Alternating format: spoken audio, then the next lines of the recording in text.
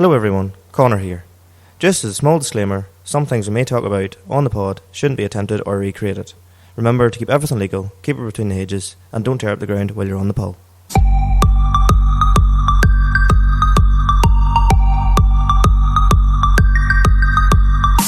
Do you know Connor's been doing this for as long as and still hasn't?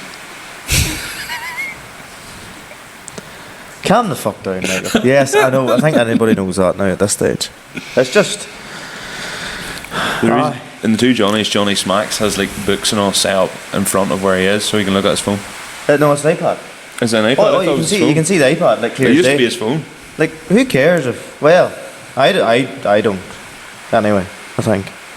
Just go with it. Not really be much can sit here all the same to begin this. Other than you calling me out that, again, I can't mind. Too many things in the head, you know. I cannot remember shit at the moment. Because my head is 190 miles an hour. Just before we start. Like, literally, I use notes for keeping everything in the farm. And the amount of folders and all that I have all that now too. And I wouldn't have as many farm things as you would have. Like, well, I have every calf cow from 2022. Ones that need to scan. Ones that maybe aborted. Like, just to take note of everything. And then it means... Go into the search bar at the top of the iPhone. But you can't have enough data. Well, that's the other thing too. Well, how's it going, folks? You're listening to Angry Automotive Pod by Limited Step Differences, your perfect blend of cars, tractors, and now lorries. I am Connor. I am Michael. And I'm Philip. We have Philip Kenna with us this week. Is it Philip? I've been calling you Phil the whole time. Philip. Whichever. What would you prefer to be called? Phil. Most people call me Phil. People call me Philip. Prick? No, it depends who you are. Depends who's talking to you, yes. He will not reach for me, hopefully. We were explaining here, I'm going to break the fourth wall as I always do. Normally, in recent times, it's been like the guests just kind of came on for their own episode, and me and Connor would talk away. It's 10 o'clock at night, and it's we 10 do not o'clock at night. I'm heading to Latvia in the morning. Are you? Yeah. I have cows to milk and I'm already groggy and fellas are ready to go drive, so we just decided, you know what, fuck it, the three of us will just take into it, and basically everything we talk about you can literally chime in with, because do your thing. I would say, to be honest, you're like probably our absolute audience for this podcast, like farming, drifting. So this is the only listener we have. The only listener, yeah. So like everything we talk about you can probably relate to. Like you're probably our most, because it's like everything we're on about you also just know. I'm out with farming a while now, like, but what did you farm? We were mainly cheap. Oh. Fuck. Vermin. I can see why you get out of it. I didn't mind. Or did they get out of it for you? They all just died. No, well. Or did they break out? No, well. And then die. I called their man with sheep. They must have been well conditioned. Fucking no, my grandfather retired from it, and kind of at the time. It was more that he didn't want me to get into sheep or get into farming. I wanted to take on the farm, but he wanted to get into horses. So you are, I suppose, in stud country, aren't you? Down in Kildare, like that's where all the flat country, like horsey country. Yeah, you know, it's North Kildare, North Mid, Red Hall Kildare really is good horsey country. Where's the Curragh? Is that Kildare? Yeah. It's about 15 minutes from Mondello. Yes. So Newbridge. Newbridge, outside Newbridge is a car. You know there's a new bridge like between here and Connor's house. Great fuel. Is there? Yeah, there's 99. Yeah, there's a new bridge.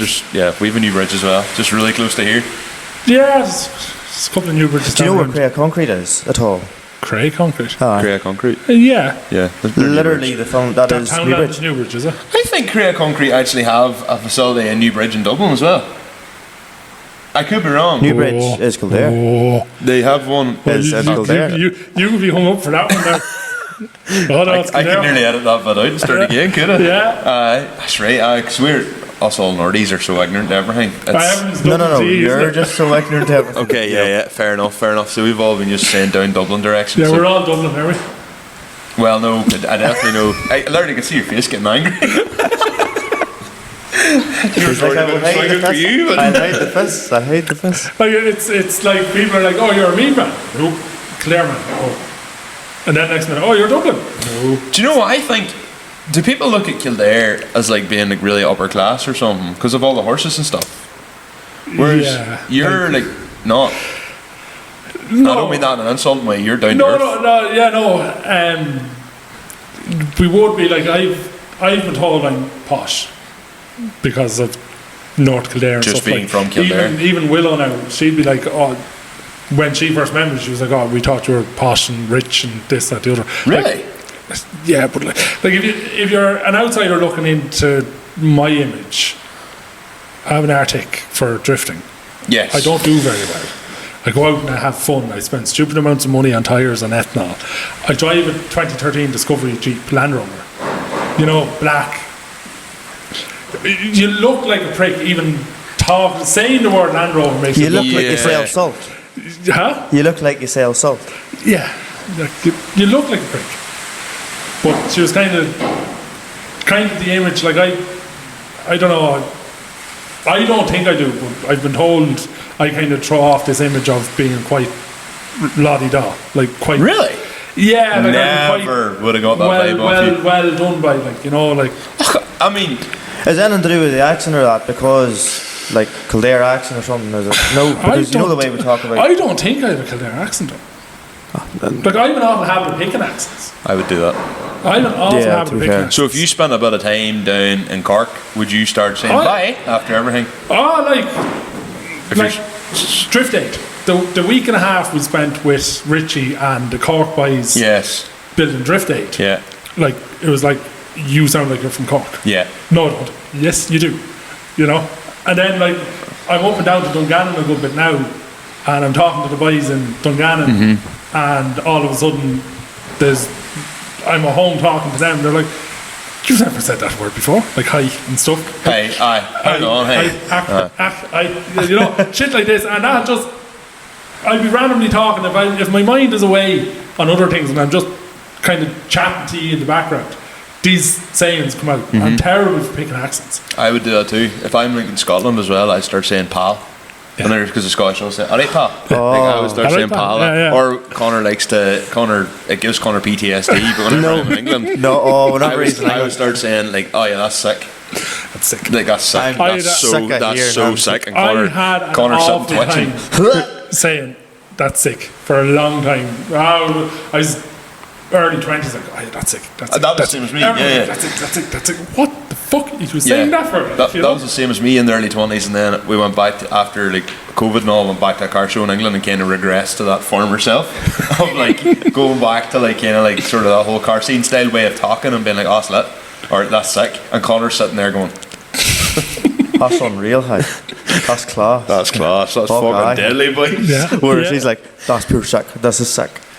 Now he's like, you're going to make me fucking sick. Yeah, but it's weird, like the way I pick up accents, and some things I say sound really posh, like really posh. But it's just in conversation.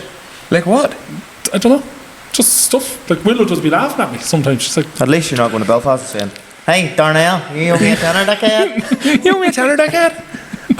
It's like, I don't know, maybe it's because within reason we're in the farms and stuff too, you know, the tractors or lorries doesn't really scream like I'm rich or I'm a snob to us.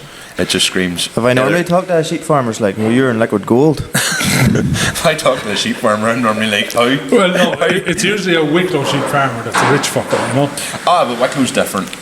There. Like, I wouldn't want to bring sheep up in Wicklow, like. Nah, but fuck that. Wicklow is wealthy, isn't it? Yeah. Yeah, you know, like that is. If someone said they're from Wicklow, I'd be kind of like, okay, fair enough. Yeah. Kildare, someone says, oh, I've got a lorry or whatever. I wouldn't think that they're rich. I would just think they're a good grafter. Yeah.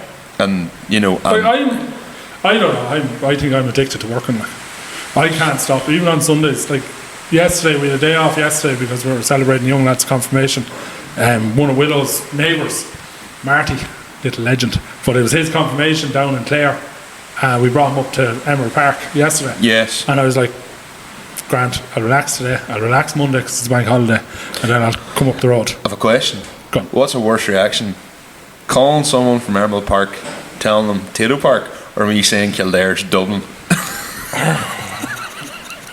Kildare's Dublin. Yeah. That's still worse. Yeah, that's still sackable. Swingable. Swingable. Yeah. No, but Yeah, Mead or Dublin. If somebody says I'm a Mead man or a Dub, I'm like, no, I'm not. You're 30 seconds to fuck off, like. Because I actually didn't know. Well, to be fair, I didn't know if Newbridge really was. But you're saying it as the Cara, which it makes absolute sense. It would be Kildare. It's not even near Dublin. Yeah, I've just completely skilled with that.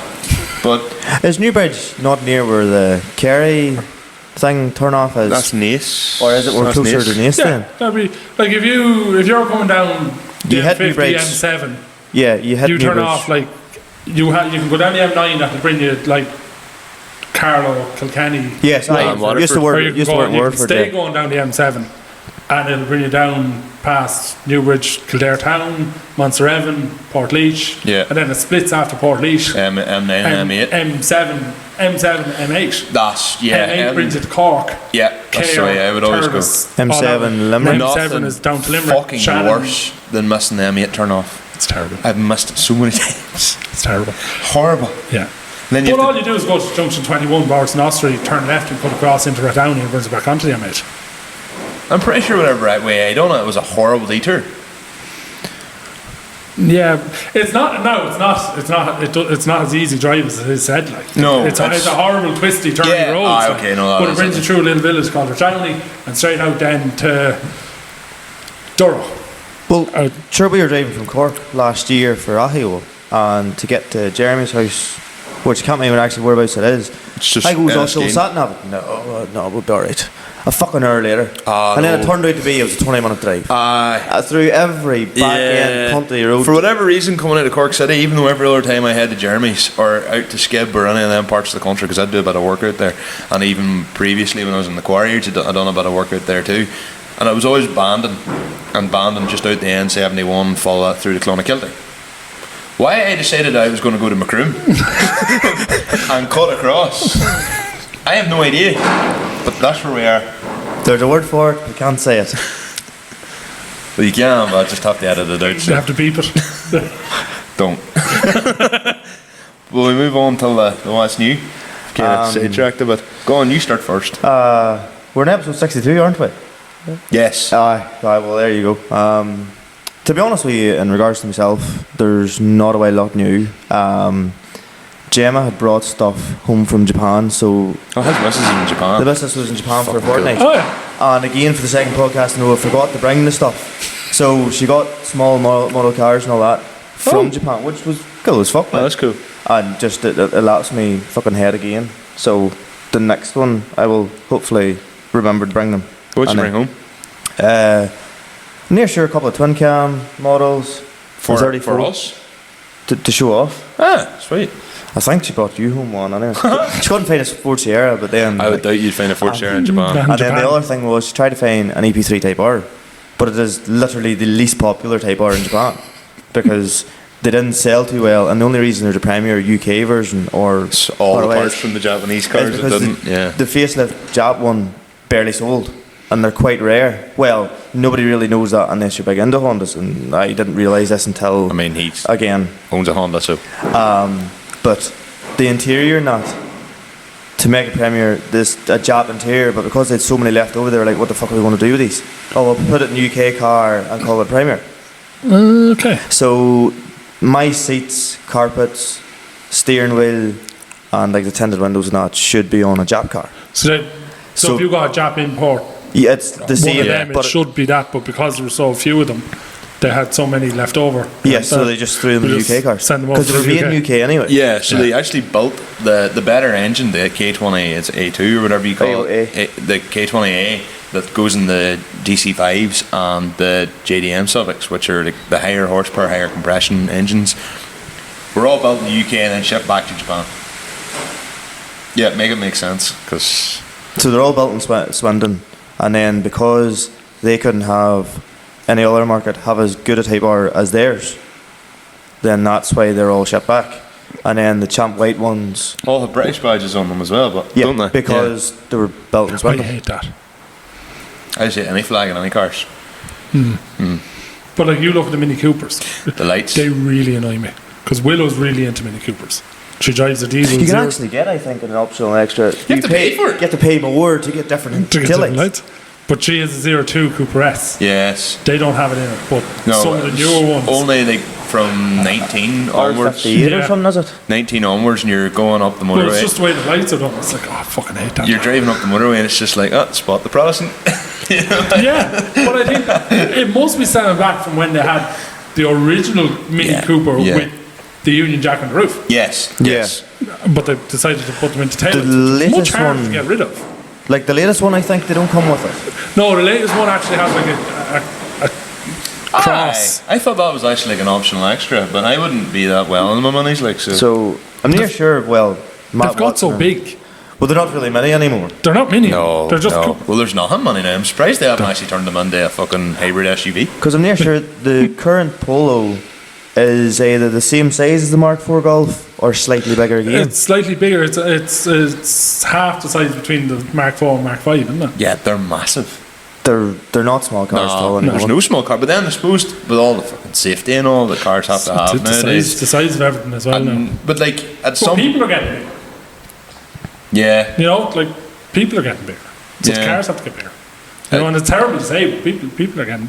You're seeing more and more bigger people yeah. than you are. I can't really talk like. To be honest, though, I've put on some weight since I started driving full time for myself. I well believe that. I've put on I some don't weight. mean that in a bad way. No, I wouldn't say you're particularly heavy, to be quite honest. I'm a lot heavier now than I was when I was working with the uncle on the But you're probably construction. bricklaying. You're We were doing it was Concrete and shuttering.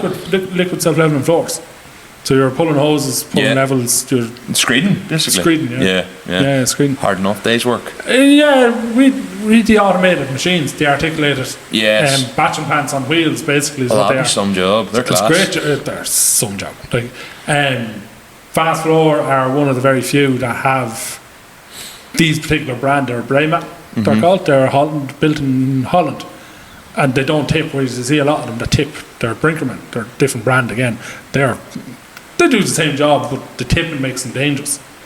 Whereas, This one doesn't tip. Whereas the Braymat don't tip. It's all conveyor belt and augers brought into a mixing pot at the back. Yes. Dropped down into a chamber and pumped through a 50mm hose into the house. Does the amount of all like the screw conveyors and all that there, does that make it a bit like, is it a longer frame to deal with? Like No. No? No, it's actually it wouldn't be any longer than the curtains either.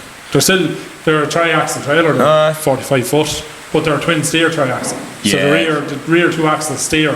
The off rear 50. two axles? Yeah. Okay. It's a fucking mighty. So you job. can put that anywhere nearly, within reason. I put that through 10-foot case, you wouldn't get a rigid trip. But now I had a really good banksman as well on my team. Enda. We've tried out. This sounds like bullshit, but I've actually closed my eyes and reversed in gates, listening to Enda on the walkie alone. But if you do it slowly enough, and you don't get confused between your lefty loosey and your righty tighty, you know, Yeah. you Enda in was very theory, good at left hand down, right hand down. So Yes. he'll tell me left hand down, right hand down instead of left and right. Yeah. Because my left and right, It's his not- left and right and my left and right are different Yes, they because are. it's a trailer to a tractor. Yeah. So if he goes left hand down, right hand down, well, he's telling me what way he wants his to go. like people really like same with the cranes. Like some crane companies now will send out a banksman that hasn't the first fucking clue what they're doing, and you're just standing there. Like I have AP and all that, so I have the crane supervision and all that. Got it just from the quarrying. I was delivering scaffolding into a site there last week, and I had the 05 truck, the show truck it's called, because it's not meant to be working, but because my workload has got so much at the moment, I had the other driver in for a trial. She was in that one, and I was in the 05, and I was delivering scaffolding on site, and the banksman, we were lifting off with a crane, tower crane, and I said to the banksman, I could see the hook was at an angle to my scaffolding. So when he lifted, that scaffolding was going to swing Bang. towards the cab of the truck. Correct. Now, I have a 2-metre headboard on my flat trailer purely because of that. It's, Here, I wouldn't knock that one, you but know, yeah, some people say it looks stupid. I don't care if it looks stupid. Does, as long It's as- for safety. yeah, does You're okay. carrying a load that high, you hit the brakes. Most headboards are half a metre, a metre Yeah. at most. Mine's 2 metres. It looks stupid. It took a while to get used to looking at it, but now I'm kind of like, no, that's fine because it saves anything moving on the trail. If you have to brake hard, timber steel, it's not going to overshoot and come into the back, Absolutely. unless it's really high up. Yeah. It'll get the last half a foot at the back of the top Yeah. line cab. If you had a streamline cab, it's actually level with it. So I said to my son, I says, you may tell him to hook right. Oh, what do you mean? I says, look at your line. I said, it's fine. I says, Jesus Christ. no, it's not. I says, when you lift that load is going to swing towards my cabin. I says, if that happens, you're dead. Oh. I was on site there recently, and this man should have known better. He was like, "Oh, I'm in the walkie-talkie," and I was like, "You're not going to just tell your man but signals?" And he just goes, "Nope, I don't do any hand signals. I do everything in the walkie-talkie, much more clear for communication." The crane man says to me after, he goes, "Signal on the walkie-talkie was really bad.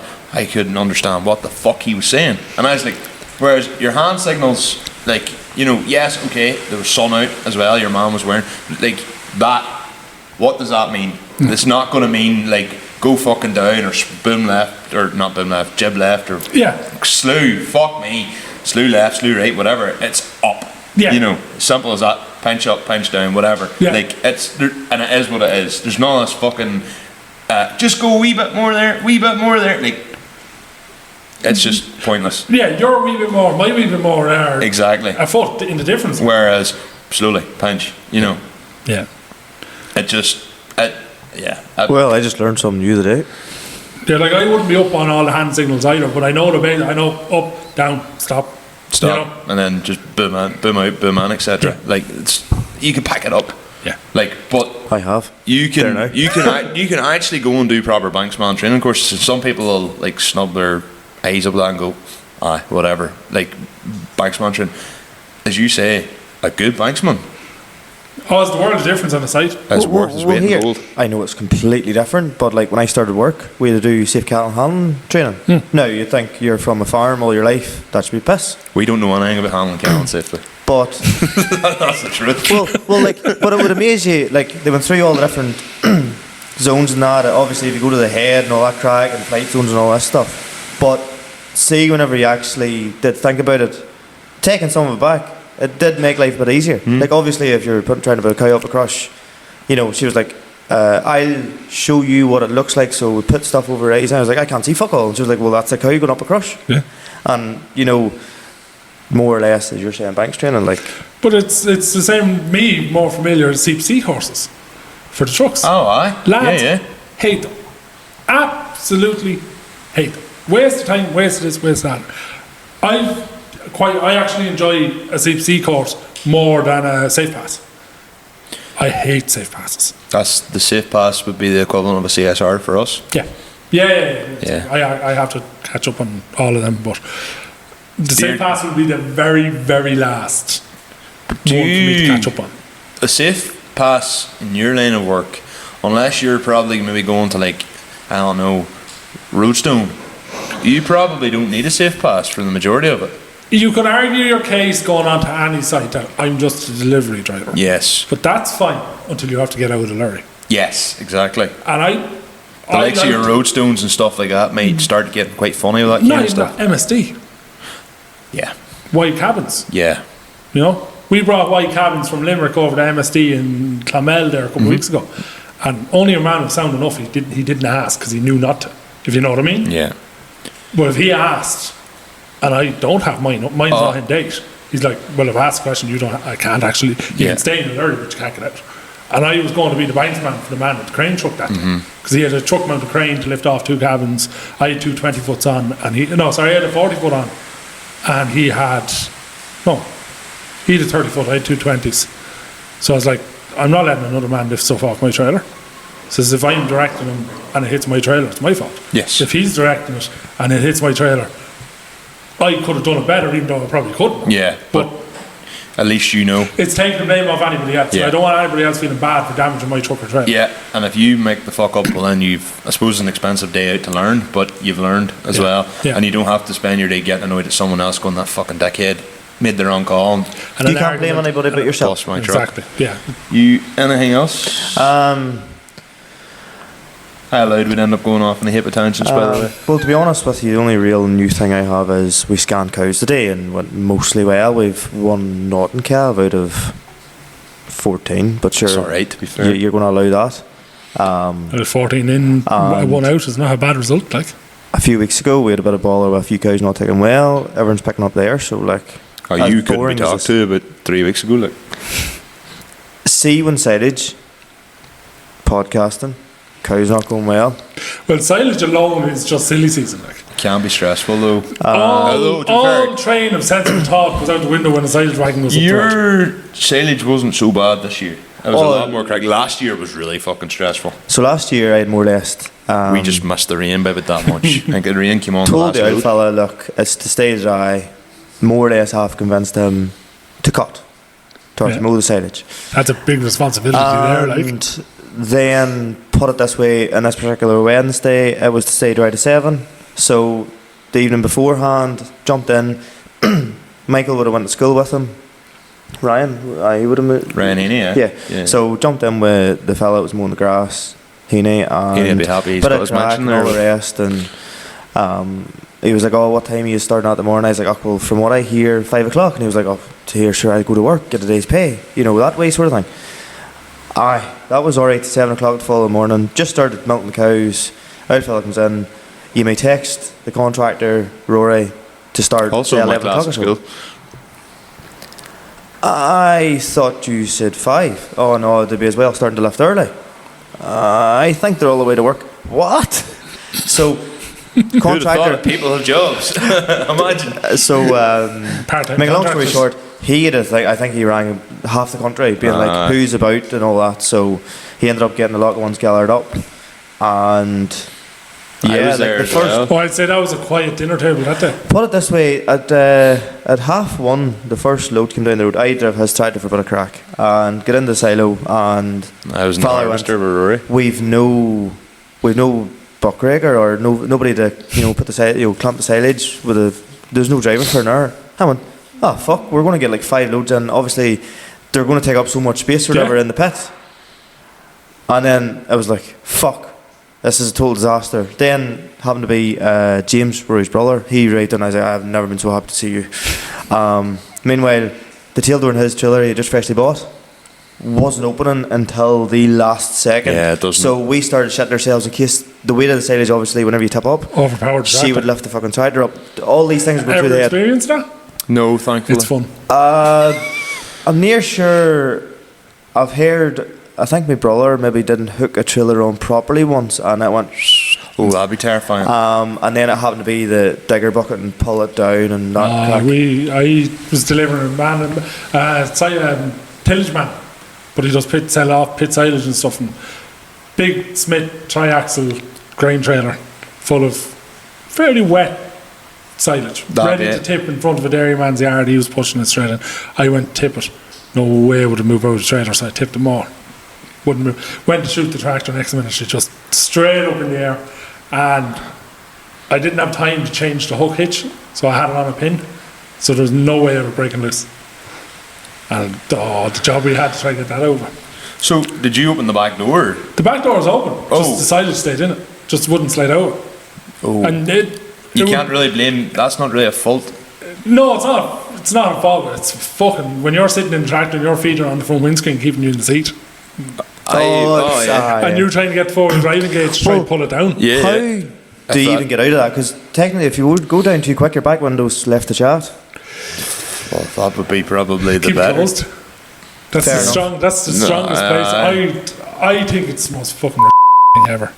Lads driving down roads all day long with the back window open, and then giving out about sweating. When I was You've younger, all the heat coming off the back end of that tractor, true. up hitting the window and coming straight into the cab. And if you hit a bump, back window's gone. yeah, when I was younger, I would have always driven about with the back window open. The back window's open. Because you're cool, it's a cool thing. It's like the sunroof. It's the cool thing to do. You could be getting the most amount of dust into the cab. That was sunroof. Now I'd be to blame for that as well.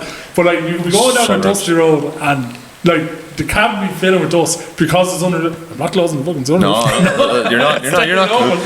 You may dry grass, maybe Especially blowing all with around you. 110, Yeah, dry grass maybe blowing all around you, but you're not closing that. See, to be fair, telescopic hitches. Now, I've nearly been caught out with them. So, I think actually it was telescopic hitch, wasn't it fully in? So, it was locked in place and then trailer just went as soon as you tapped it. Yeah. Slurry tanker. I'd say it was 3 years ago. So, fill the load, go up to the field, I don't think I knew spread this. it, and. You But it sorry? was, there's a part of the road in the Gallic Road, and it's bouncy as fuck. The whole Gallic Road, but anyway. I get home, fucking was horrible filling road. the second load, and went, oh my fucking god, it was fully out, and the tanker was still in the thing. So it could have bounced out of it, no ball at all. And you were driving handy, I suppose. No.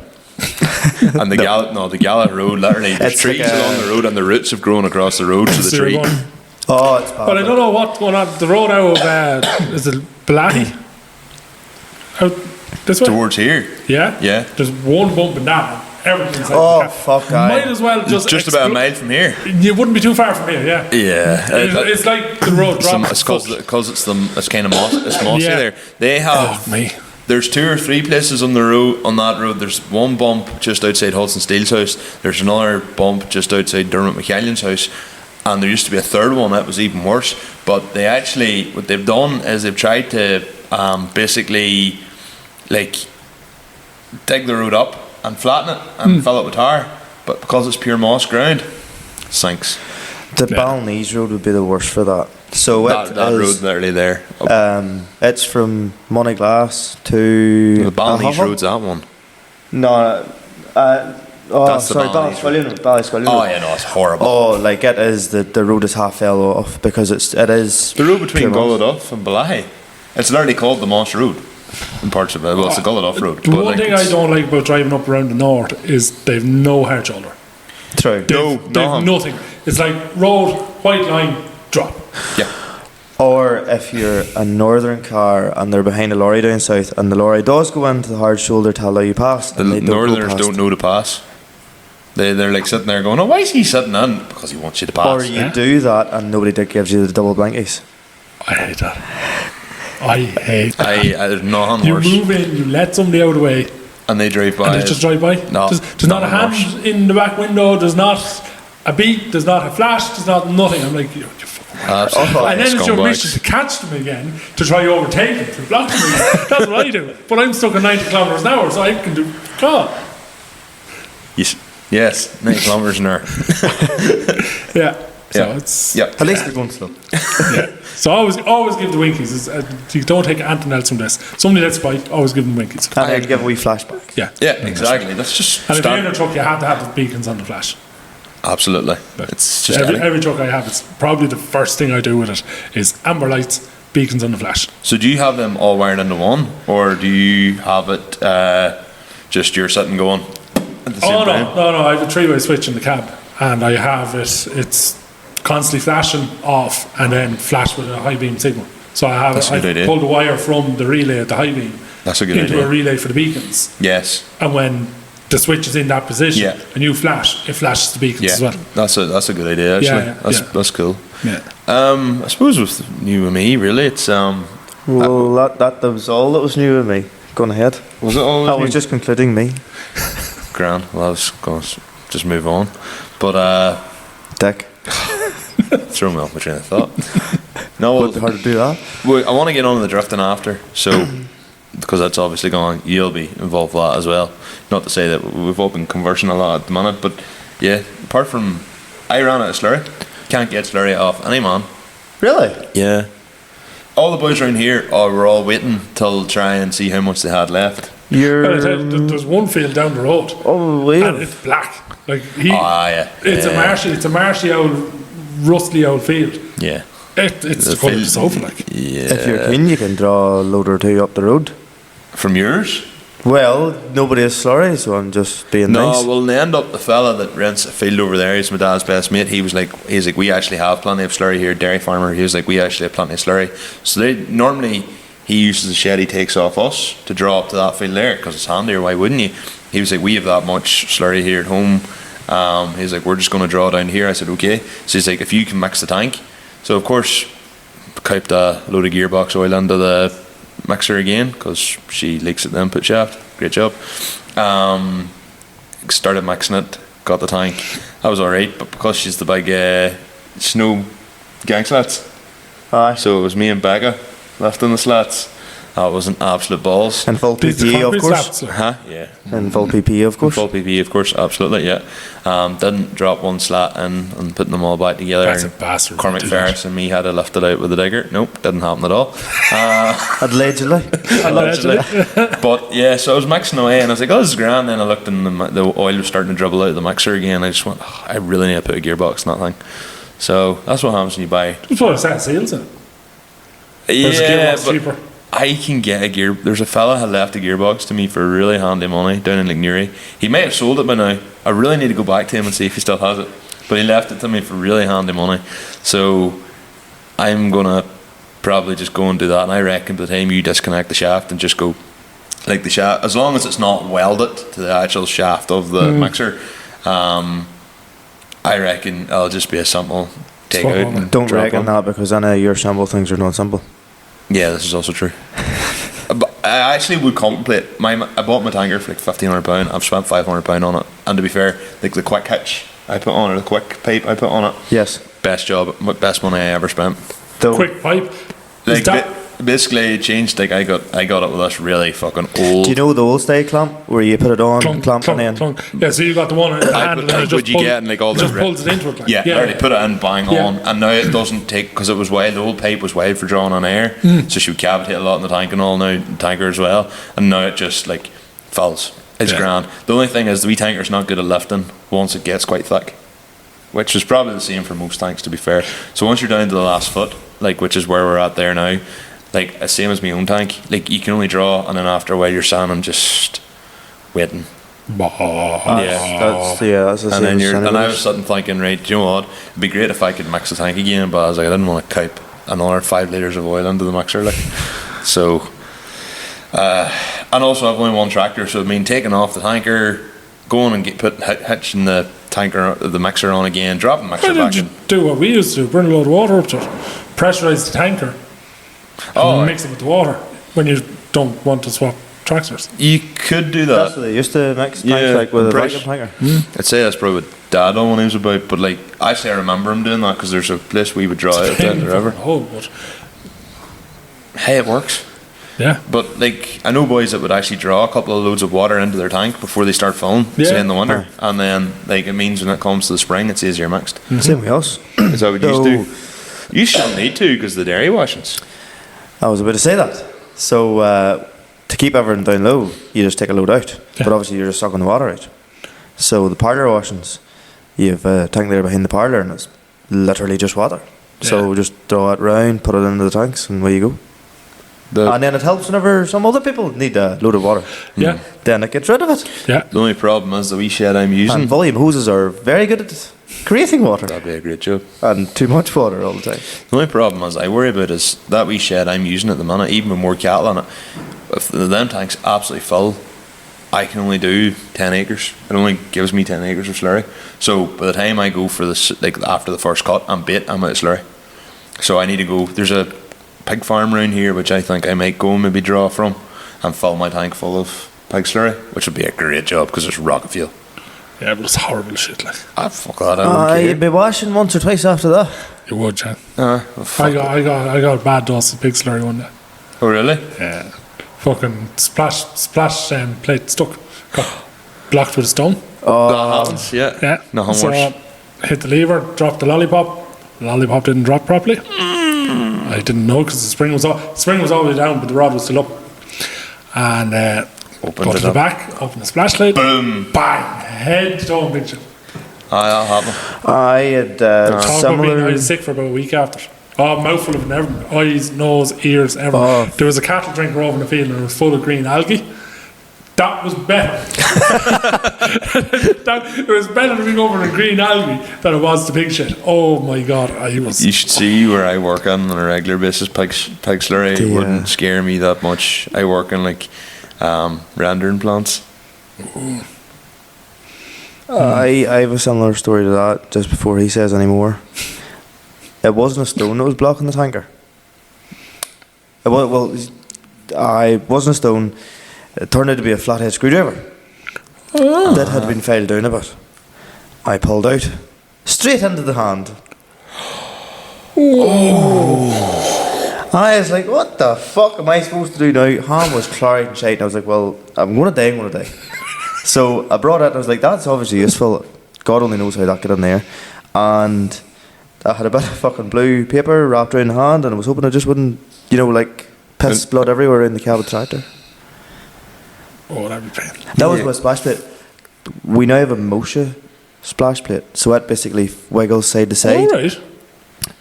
Basically, it acts like it it puts the slurry out in a way that it's larger droplets, so it's like it's raining slurry. So instead of the splash weight just slamming it down into the ground. Yeah. So like say if you're grazing cattle and all that, it's meant to be better for nitrogen uptake and all that crap, but you can do grazing ground with it. So it's like it's raining slurry, not just bigger droplets. It doesn't layer it on. Yeah, it it's not caking on. Like, yeah. pretty much. When it blocks though, now it's a 3-inch outlet. And then to like a thing with a couple of grooves in it that wiggles it side to side. And but how does it wiggle? Does it wiggle off the pressure? The slurry pretty itself? much, yep. And then it's spring loaded. Oh, okay. But this particular time, normally if it's blocked, it just shoots out one side and you're like, oh, for fuck's sake. And this particular night, anyway, couldn't get it to go right. And because it is so much heavier than a normal splash plate, it has to be like, I can't put it back on again. Machine needs lifted on and off. Yeah. You need nearly 3 people to pull in the or clamp. the Kramer. There was a small bit of concrete lying on it. I was like, oh, that would be why it obviously wasn't working, but yeah. I'll do it. Turns out it takes a bit of concrete to block it. Like a screwdriver would fuck it out of it, probably. You just see the screwdriver going. Oh, you wouldn't frisbee wear. down the field. Hopefully there's nothing nearby you can stand. It's well, to be honest, I think the pig slurry end of the tank would be a good idea. But if I can get from any other, even a dairy farmer or some, say like February Just don't time. lather it on as much. Oh no, you'd be high fifth or mid fifth probably. I would go in mid fourth, typically 1200 RPM. Probably mid fifth in the pig slurry, just send it on a bit more. Because it's so liquidy, you can move on harder. Yeah. But it's apparently you don't need fertilizer. Well, that's true or not, I don't know. Would be, Well, it depends how good your ground is as well. Yeah. Nitrates in your ground and everything as well. Yeah, that's true actually, to be fair. That's what they all say around here is, oh, you put on pig slurry, you don't need anything. But I only spread nitrogen at the moment anyway, because we got the soil sampled there before Christmas and it come back and their phosphorus and sulphur levels and with soil and potassium levels were all a bit higher. So I'm spreading straight nitrogen this year, like just urea. So I'll get it tested this year hopefully as well and see if the levels have come down. The other thing then to speak about was drifting last week. I went up to the ADC or ADS, sorry, in Bishopscourt. Always stressful. You were up at it too, because I was going to speak to you, because Jay was like, oh, have you spoke to Phil? What's the crack of the podcast? And I was I'd say you must have drove in just after I drove out, because I left Sunday about 12:30 with the Arctic. I was coming in probably around about 12:15. Yeah, so you could have been in. I Just ahead probably of me, parked so. up and no more, and you were probably driving out. Because Jay was like, oh yeah, he's up there in the lorry, and I was like, oh, I need to go speak to him, because I have it actually down on my phone. You were supposed to be this time, because then the next one's pre-Donegal. So I was, I wanted to get you on anyway, and then when Jay said to me, I was like, yeah, fuck, I'm going to message him now then. So that's whenever I said to you, I was like, are you here? And you were like, oh no, I'm away. And I was like, for fuck's sake. I think I was down there Dublin when when I seen the text come through. I was terrible that weekend on my phone as well. Like I was just not looking at the phone. Well, if you're not, so you do drift, and we'll get on to this whenever we're doing the whole section about you, but for you doing the ADS, like what's your role now, seeing as you're not drifting yourself at the minute? Just supporting Michael. So who that is? Michael Henderson, he's UK man. He's part of, there's a gang of us that go drifting. There's Magic, there's Jay is a blow into it now as well. He kind of came onto the crew there last year. But he's a marshal. Yeah, he's a marshal and he's kind of just come on for the crack. And Yeah, yes. just a spare set of hands before he's kind of gone away from us now because he's marshal. Yeah.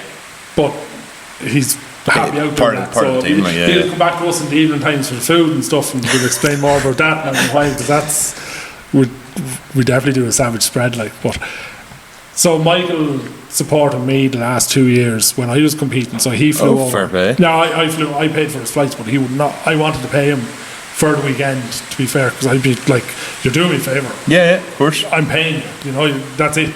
So no, I paid for his flights and I paid for his food. He wouldn't take anything else. So he held me for the last 2 years, so he asked me this year, and he kind of asked me, but I kind of offered. Yes. Sometimes I offer and then think about things and go, shouldn't have offered. But anyway, he was wondering about the logistics of tools and cars and stuff, and there's quite a good setup in my trailer: toolbox, tyre machine, compressor. That's a serious job. We talked about it on a previous podcast when I was talking about drift games, because it all got mentioned. Yeah. Your trailer is fucking class. It's rough and ready. Like, I'd love to get a chance to see your Give a fuck trailer. about I'll that. show you like, pictures. it's rough and ready. that doesn't matter. It gets you sorted. Great plans for that trailer. Yeah. It's just getting time to do. I want to put a lift in it to take that car because Willow's drifting. Ah. So at the moment, what we're doing is one car in the trailer, one car in Jeep and trailer. Yes. Which is grand because now we have a Jeep to run around if we need to go. But there's plenty of lads there with cars. We can grab it and go. So eventually, what I want to do is put another lift in it. I am playing with the idea of building a new trailer, but that won't happen for a year or two. Yes. But I am playing with the idea of building a new trailer and doing everything I wanted to this trailer. Just do up that trailer now to just keep going the way we're going. It needs a bit of maintenance now. It's getting a bit tired. It's a 96 trailer. That's an old trailer. Aye, but it's great. It does it's doing job. what it needs to do. I bought that in Dungannon in 2020. So I did for £4,000. The tail lift on the back with it. There's a 3-ton tail lift on the back, but that's why I bought it. Sure, that's. I kind of bought it. The trailer was rotten. I don't care. The tail lift can come off and go on to another trailer. Turned out the trailer was quite good condition, so sent it off, got it top blasted, all that. But went on a tangent there now. My role this year is just supporting the lads. And Magic's young lad, Bartek, is. Yeah, that's right. I seen because he was down in the bash as well. Yeah. Bartek is an unreal driver. Yeah. And Magic has taught him so well and pushed him so hard. Well, he's learned from it. He's brilliant. He's first in the pro. He's first in the pro rookie standing now at the moment. Pro rookie junior. Yeah, something like that. There's the junior and then there's the rookie. Yeah, I think he's 16th in the pro 2. Yes. And Michael is 28th or something. Don't quote me on that. Well, there's the. Somebody grumpy? No, that shed makes random noises now and again. But so kind of I'm just on to help him and support him in the best ways I can. His car's at my yard. So, I was going to say he's obviously storing over here. Yeah, then. he's stored in my yard, yeah. So does he just bring it over for the first round and then he's happy out to leave it here for the rest of the year? I think that car's going to stay here. Yes. So he is talking because he actually. I'll be honest with him, he's listening to this, or you can point him his way because he's actually been speaking to me on TikTok. I didn't really know who he was, and he was chatting to me, and I was just kind of saying, so he has plans for another car. Yeah, he's building another car, and he's not actually doing round 3 in Watercross Hill. He said that because he wants to save money to put it towards the other car, which is great. That E90 of his, it's a 3 litre. It's such a good car. It's just doesn't have the legs. But for Watergrass Hill, because the hill in Watergrass is demanding like it. That's what even Cian Leahy was saying as well. Because I said surely because he's a 330 as well. Yeah. I said surely Watergrass Hill would suit you because it's a narrow track. He says no, you'd want power for the hill. He goes depending on what way they run it as well. So if he's coming up the hill, obviously. Oh, you're going up the hill, you're fucked. Yeah. Up the hill takes every ounce of power. And in my head, I think sometimes. Now I know you mightn't agree with this, but I actually think there should be a power cap on Pro 2. Now more than ever, I'm kind of agreeing about it, but it's not all about power. No, agreed. Like you look at Stephen Hafferty, or Callum Coogan even. Callum Coogan, yeah, and or Aaron Breen. Literally, were you at Tyrone last year? I wasn't at it. No, Aaron Breen. I've been meaning to go to Tully for the last couple of years, and just something comes up. Tully's probably my favourite event. Yeah, truthfully, I love Tully, but Aaron Breen beat Shane Faber, who had at 750 horsepower. Yeah.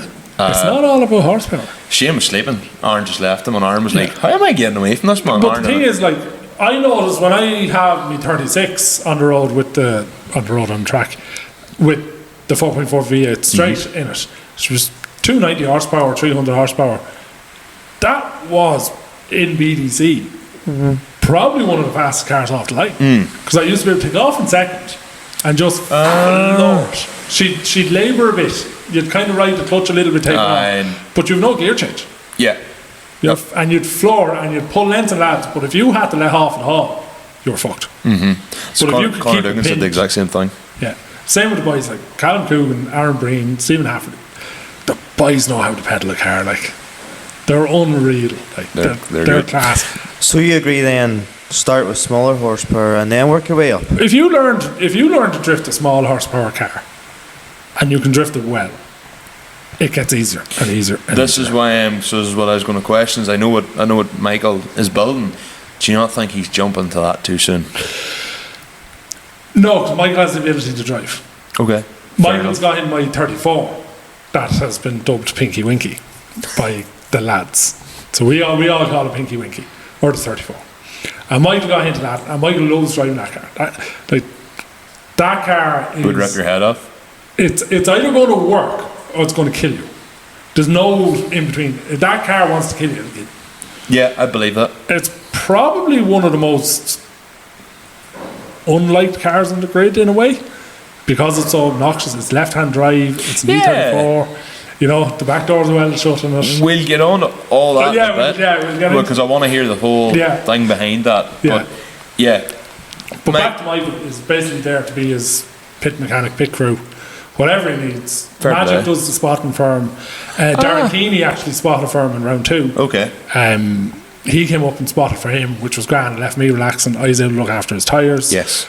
If the car came in after slapping the wall, doing something, we're there just to help. Yes. And look, I'm keeping the foot in the door this year because I'm not competing myself. Yes. Just with the business and everything, it's just too much time. Of course. Not there. You know yourselves. It's hard to do everything. You know. Yeah, but you don't want to be seen to be completely disappeared. You I want to keep the face there. Like, you know. Well, so you didn't watch the Pro then? You were just there for the Pro too? We watched a little bit of Pros, but I that's the first time I've left an event early. Okay. I just had that much stuff on. When you have your own business, you know, I just had to get home. Like, I had machinery to load, I had trailers to load, I had trailers to move. There's 2 trailers loaded from Friday that I had to unload Sunday evening. You know, the minute I got home, I didn't put my feet up. It was just bills to pay. Reversed the race trailer into its spot. I didn't even take tools, cars. I actually took all the tools, cars out on a Saturday, just gone, because I had to get the tyre machine out because the sister's boyfriend was coming for 2 tyres. If I didn't have to do that, they'd all still be in that trailer. That would just be it. They'd still be there, and I'd be jumping in and out the door getting tools if I need tools, and then tools get lost. But basically, that's what I'm there for, just to help the lads. Because I actually, to be fair, the Pro, I actually think this year with ADS is the first year. I kind of look back at the old ADC, and I've said this to quite a few ones, even some of the drivers, and said I always seen the glory days of the ADC as like that sort of 2016, 2017, 2018 period, whenever you had like all the kind of, you know, Shanahans were still competing, McKeever, Mitch Larner had come over, and that was like a real... Paul McCarthy was a big fan of... I was a massive fan of Paul McCarthy. I really like Paul McCarthy. I loved his style. Yes, he drifted on a budget. He knew how to do it. But he had X amount to spend every year. Yeah, he'd spend that, that's it, done. Yeah. But after also, that's him, he's done like. But made his own parts and then got to 3rd in Drift Masters in Mondello the year. With a 500 horsepower E36. Yeah, that he had to pour a litre of oil into, I think, after every run because she was burning that much. Yeah, like, and he beat Forrest Wang, I think. Like, it was insane. And I remember everyone was like going for like Paul. It was like, yes, Paul McCarthy, he's the main man. And then I think like after a lot of the big hitters left, there was the magic kind of died, and then there was a lull there for a while. There was like all the big hitters left, and then it went to Drift Game Nationals and Drift Games Extreme in 2019. Yes. That was good as well, and then COVID hit and fucked the whole lot. That's the thing, and I think it's really struggling still to get back. It's better this year. This is what I was going to say. I think 2025 this year. Like, I was looking at the grid for the Pro class when we got to the top 16, the top 32. But I was looking at the top 16, and I was like, all these lads are all really capable drivers, and all also have quite good personalities and likeable followings. Like, so you've got Dwayne there, but also Ryusi Akiba. You've Jack Mwani was out in a twin cam. Ryusi's brilliant. Ryusi's class. He's brilliant. He's class, and I'm so happy to see him. I was absolutely delighted to see him back this year. Yeah, and doing really well. He had a hard time last year in Drift Masters. Yes, agreed. You know, I think the car apparently what's happened is he's taken a lot of the stuff out that he was running. That car is now, I think, from what I hear, is back to the way that came from Japan. He took all the FDF stuff out of it. He took everything out of it. Yes. And I disagreed with that from day one. The man knew his car. Yes. Why you're sending him to the biggest stage in the world in drifting and putting him in an unknown setup? Why fuck him up? Like, he gave him such fair play to Drift Games for taking him on. Yes. He was brilliant. Same with Conor Valley. Fair play to him. You know, like, they're both very, very good drivers. Conor was more used to his the setup. FDF type setup than Ryusei was. And I've never got talking to them to find out what Connor thought of the FDF, but it's not hinted this year. So No, he's back to I West Park. presume he didn't think much of it. You know, that's just my onlook. I haven't been speaking to any of them. But Ryuse was really thrown into the deep end there with an unknown. He knew the chassis, he knew the engine. He didn't know the suspension. I also do think though, like Japanese drifting is actually quite different. So different. But like he was explaining to us last year the rulings of it, like all his body panels had like little wires holding them on and everything. Because if you lost a body panel, you lost massive points. Yeah, so you know, like if you blew the boot off the car, you lost points. Like they're all held on with like breakaway cable. And like over here, like losing the boot lid is like everyone's like, yes! Yeah, you're wild. Like, wow, look at what he went. Like he rubbed the wall, he blew the boot lid, blew Smashed the taillights off. Brilliant. Over in Japan, it's like you do that. Oh no, you're terrible driving. What the fuck are you doing that for? It's probably disqualified. Goodbye. You know. I suppose the whole Japanese culture is probably. I could be talking. No, well, I could be talking absolute shit when I say this, but they're so big into their respect. There probably is an element of treat your car. Now you look at the bash cars they have at Ibisu and they're all fucking ruined. So maybe that's not the case, but I don't know. Again, it's something like I must look into the Jap drifting more. Again, I just don't. They have, but like even the way they qualify and all, I think it's all about style. Yeah, it is big style. Big style. So Ryuse was coming in and throwing massive angle into a track that you couldn't. That track last year in Valencia, you couldn't throw massive angle onto it. And Ryuse was going into barbeques. Like, but in Japan, they all class. Wow. They'd be screaming down the microphone, you know, in their style of doing it. Yeah. But like Eddie Power and round one. Yeah, so funny. Yeah. But like in Drift Masters, he wasn't following the lines. No. Whereas Drift Masters is very much like technical. It's technical. Whereas Japan's more, I think, a lot more style. That track we mentioned last year, that was a car killer. Yeah. For round one, that was a car killer. That. Well, even looking at this year, it still shook up a lot of. The top three is not your. I don't want to say your standard top three because it's actually quite exciting. Yeah, it's great to see a mix up. It's great to see a mix up. They weren't the ones you were expecting. Like Peter knocked out. You know, that was a terrible crash. Yeah. Like, did you watch it? Did you watch his video after? Whoa. It's just whoa. The car is fairly rough. Like. Yeah, I didn't see the video. Wait, what? Oh, his after round one recap. Well, round two recap of it. Like after the slap of him and James Dean, like that was rough. He was on for some ride inside in the car. He got fucked around it. Like but he walked up apparently after like they had like a hug and all said, and Peter just said to James, he goes, "Still won." James had crashed, therefore he was at fault, therefore Peter had won. Yeah. And like to have that, I suppose that win him money. To just go, my car's right off, but still beat you, lad. But it was sickening he wasn't allowed to take out the other car. Because the rules are. It was also sickening what they done to James. I think that was so wrong. But then I suppose they wanted to be that if anybody can. Technically, I think Dave Egan should have been in a similar position, but the driver he waited on him. Yeah. Whereas because Dean tried to obviously do it in the burnout box and he had run out of time and then he raced to the line and then the other fella in the technicality could just drive on and win. And if I don't want to say, but like you're not allowed to wait on a green light either. You know, that's you like. I've always known like you go when you're told to go. Yeah. Like if you stall at the line, you're sandbagging. Like you go. So. Like you're not, he like Dave was there in the warm-up box. He should have been run over. The exact same scenario as James. But like they stopped to put that fucking stupid GPS thing on the roof. That lost James for 15-20 seconds putting that on. Like that should have been taken into account. Yeah. James was at the line. Yeah. If James put the shoe in, he would have caught him. Yeah, absolutely. That was mental.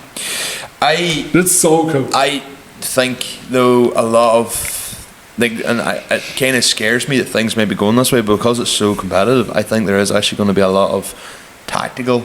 Like I seen it last year for the first time. I can't remember who it was, but basically your man got a tap and he spun and Dave was like top 16 Laurie Heinehan against your man with the black S14. They were going round. Korpolinski.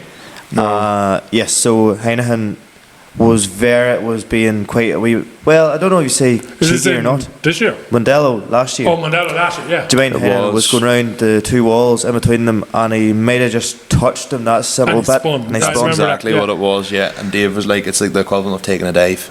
Yes. Allegedly. Yeah, like, You know, yeah, he tapped you, but there's boys will hit a car harder and it'll do nothing. But so boys are kind of nearly going out on technicalities now. That is going to ruin the sport, yeah. in my opinion, because you're just going to have people saying, I don't want to go against him because he's crafty.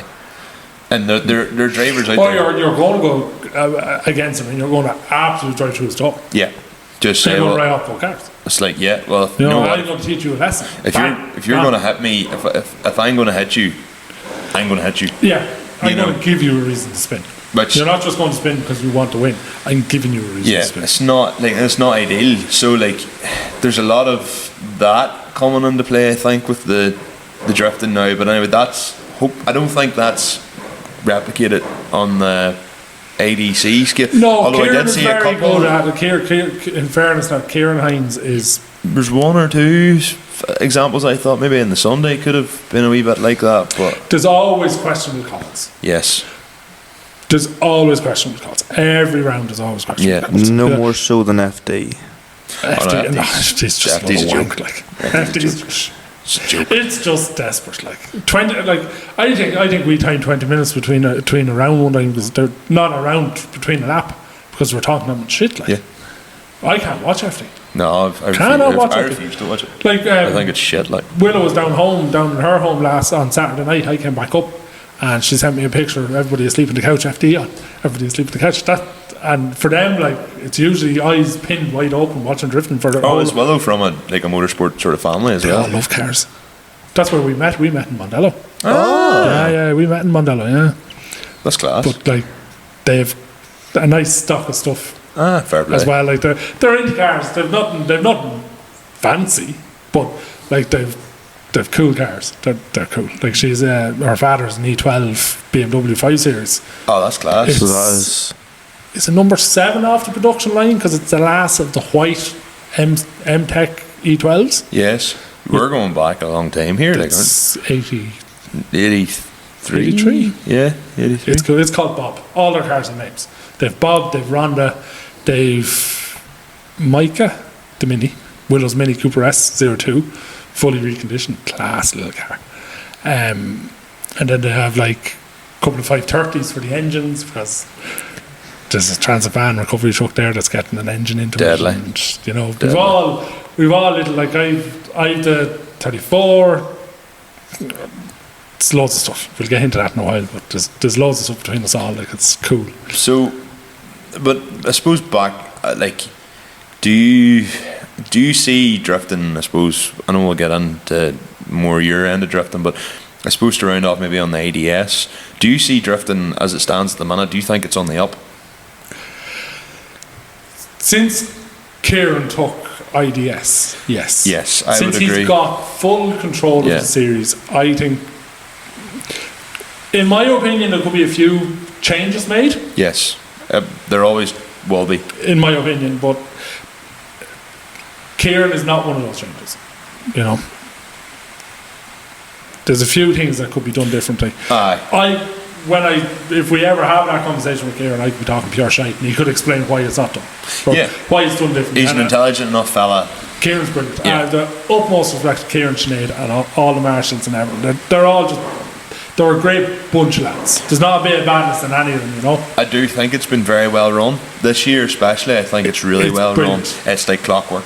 Yeah, That's it's one brilliant. thing I took away But from it. Richie Keller is like that. Richie and Townie, they're both kind of track controllers, and like they're trying to get more on time. See, I wouldn't know them at all. Like, you know, say as time goes on, But I probably, you wouldn't really know them unless you're in it. as time goes on, I probably will end up. You will get to know them. Yeah. As time goes on, you will get to. But they're not the names you'd hear. Well, Richie, you know, would be the man behind Drift Aid. Yeah, well that's how you know. Yeah, Richie done Drift Aid. Yeah. You know, that's how you know his name. But if you're following IDS as IDS, No, you would just you know the wouldn't really drudge. know them. Yeah, You know. yeah, you would just know the suppose that You know, they're there. Yes. You know. But you would know the judges, you would know Eddie and Mikey, obviously, in the commentating tower, or maybe the likes of Adam, Yeah. you know, running about there interviewing people and whatnot. Yeah. But I do think it's going in a better direction. But anyway. I think so, yeah, no, I think if it keeps getting what they really need now is spectators. Numbers and spectators. I find the North. Bishop's Court was terrible. Then Bishop's Court last year was a bit better, but it was a really good day. But Shackleton in 2023 was tragic. But you look at Drift Aid in Belfast. But it was really, really badly advertised. It was, it was. I had involvement in all that, and the advertising that was promised didn't happen. Yeah, You know, it was terrible. Like there was people in the hotel going, "What's going on down there?" Oh, really? And the way they when's had that starting now? Oh, the way they had it set up as well, and I think Bishop's Court could learn from this too. The grandstand tickets didn't get you anything better. Same as Bishop's Court, the grandstand tickets I think actually are worse. Like it's great to have a seat and all that, but where you sit in the grandstand, you're actually further away from the action. Whereas if you hang around the sides of the track, you see everything. It's far better. Yeah. But I reckon the grandstand in Bishop's Court should have been directly across from the tower. Agreed. So you come in, your entry, you should have been able to look over your right shoulder at the start line. Agreed. And follow it all the way around. Agreed. Rather than it being up at the top corner where you see two cars coming at you, covered in a ball of smoke, and you can't see the rest of the track. Even slightly further down from that, as you say, you look around, but I was like, agreed. The grandstand should have been the right hand side. Now I know there's a big bank there. Maybe logistically speaking, it's a balls to put it there. What's wrong with putting it behind the bank? Maybe too far away. It was too far away anyway. It was too far away. I'd say the only reason they couldn't do that was because that field was in crop. Fair enough. That field was ploughed, wasn't it? For sure, first round of Driftmasters 2019, where the bank is behind the fence at Mondello. Oh, that's right. They had the grandstand there. That was a car wrecker of a year. I remember that was wet. But it was a deadly view. Yeah, it's brilliant because you got your cars coming in, you got them coming around the fucking S's, down around the roundabout and gone again. But that was what a year to wreck cars. That was mental. That was your James Dean crash, wasn't it? It was James Dean crash. It was Dwayne McKeever crashed. Dwayne crashed. Yeah. Dwayne lent his car to Alan Hines. Prop shaft shattered into a million pieces. That's right. Did they end up welding it though on time? They brought it to Marcus Naylor in Wicklow and he made a new shaft. Or made a new end on it or something that night. I think that's what happened, but they got it going again. But that was destruction of the year. That was wet. I remember sitting up in the grandstand, soaked. I just remember watching it on the TV going, I am so glad I'm not there. I probably won't actually go to Drift Masters this year in Mondello, and that's beside me. I'll probably just watch it at home. I think I actually will go down and run. I haven't got tickets for it yet, right enough. I probably should. You'll get them. It's the weekend before Donegal. Weekend after. Is it that soon? Yeah, it's end of May, or end of June. Because Finland's this weekend. Yeah. Fuck. Yeah, and then 2 week gap. I did it last year, and with the grandstand now in the long mobile corner is good. Are you going to go to Poland? Not this year. Oh man, it's class. I will definitely do it next year. I definitely would love. We've said we will do it. We would have liked to have done it last year, but it just sort of didn't work out. If Poland still exists next year, I will. I'm going regardless, and I would love to do Ultras as well. Last year was wicked. That was our first year. The drifting gang went out to that last year. It was mental because the storm came in. They had to close the roof, so they were wetting the track. And you know what? Loads of people were giving out about the track being wet. The drivers were giving out, but it was the best thing for spectators because there's no smoke. Yeah, you could see everything. Yeah, all the action. The sound inside in the stadium is just mental. I think Poland. Yeah, I think at this point it's a must do. Yeah. At this point, we're going back this year. I think there's 10 of us going out this year. I would love to see if there's a way, even through the podcast and stuff, that I could wangle myself in backstage. Ooh. I don't know if that's entirely possible. It'd be cool. Yeah, if I could get a certain couple of people and say, "Here, look, do you mind if I come along and I'll help out in your car?"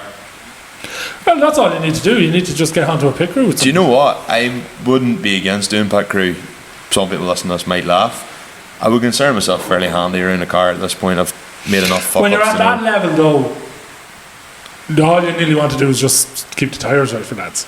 You know, Yeah, the mechanical work. You're not going to be getting in the way. You're not going to be helping boys put heads on a car No. or anything. But like if you were, it's just spanner checking things yeah, are tight. You yeah. say pulling tires across Yeah. and making sure things are ready. Sure, Like- that's as important. Tyres is everything. Yeah, absolutely. When he goes out, line left tyre, right tyre, or left tyre, right tyre, have the jack ready so when they reverse back into the pits, it's jack under, Yeah. up, tyres on, tyres off. Like I did a wee bit of servicing, rallying, and I loved it. And it was literally the car come in, you took the wheels off, you went in underneath, you just checked everything was tight, just checked it was correct torque, grand job. Look for anything else, away you went. Wouldn't be that technical now with the drifting.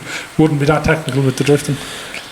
No, it wouldn't be. You the get rallying. spanner checked on the ramp before the event, it's usually it. Unless you change something. No, this was everything. Like I was handed a torque wrench and literally the heads, and was like, okay, that's for such and such, and that's for such and such, and you're doing this. So you have to put it to this spec and all this here. So you were going M12 is what 30 newton meters or whatever, blah blah blah. And you were just like, okay, going around the car. Yeah, I don't think drifting's. It's not. Maybe it's a bit high-tech. more rough and ready. It's a brilliant sport. When you get into drifting, like every other motorsport is born bar rallying. Yeah, I'm going to say that. I'd be inclined to probably agree. That's probably a good way to lead us on to yourself then. So, where do you want to start? Because we can go so many. No, Connor's looking at it. We're No, it's all good. we're fine. There's too many fuck ups in the past. Has there been that many fuck ups? Your mic. Oh, in the past? Oh, yeah. Yeah. No, I've been looking behind me a few times. Oh, you're checking down the recording. That's probably, yeah. Heard. I suppose For everybody's bring it on. well, like, we can, so as we said before at the start, for someone like you, I guess you are our target audience for the pod, because you can talk farming, you can talk drifting, you can talk lorries, even though me and Connor know fuck all about lorries, and kind of everything in between. You said building, Yeah, a little bit of that. How did you get into cars? it's probably a good way to start. How did I was always into cars. I was always tinkering, tricking around with Well, them. what was your background? We'll go even further back. What was your background? Where do you... So growing up, kind of. Yeah. The uncle and the grandfather always had machinery. Yes. So machinery and farming. When I was a young lad, it was farming. That was it. Farming. Want to be a farmer, want to be a farmer, want to be a farmer. Then the uncle and grandfather got into machinery. They were always into machinery. They always had a 3CX and a JS130 and even older machines, an old Ford Digger and stuff. They always had bits and tinkering around. Yeah. But then they got big into groundwork in the early, I think it was 2000. Doing civils and that kind of Oh, stuff? they got under groundwork during the time of the Celtic Tiger. Yeah, so they got into groundwork in foundation houses. Oh, groundwork. right, yes. Not massive projects. Just houses, groundwork, septic tanks, massively into septic tanks and stuff. And love of machinery came from that. And cars kind of just follow when you when you grow up on a farm, you kind of do 100%. you kind of do have Absolutely. a passion for machinery and cars and engines. And I always was I think if you're into the farming, you'll I know other lads who've grown up in farms, but they don't care about the farm either. So they don't care about cars or anything like that. They come from a farm. If you care about farming, you usually care about machinery and engines and cars and stuff. But I think there's pictures of me and the mother will tell you stories of me at 2-3 years of age going into Granda's garage, finding a spanner and then going lying under her car, and whatever nut or bolt comes loose. Oh, and I could loosen it, it'd be loose that's stuff I used to have when I was younger. That's class. I was always rooting and bollocksing at something, but the love of the cars always came. And it was always it's almost like a rite of passage. just Volkswagen did all the time. Volkswagen? As long as I remember, I always used to love Volkswagen say it, Skoda used to always turn my head. It's not where I expect that conversation to go, but fair enough, The Volkswagen say it's in the later years really became a passion of mine. Really, I like say it's. But I would have learned my first mechanical knowledge on Reynolds. There's a local mechanic down fixing there. wiring fires or Just drinking with them. There's a local, the family were always big Renault people. okay.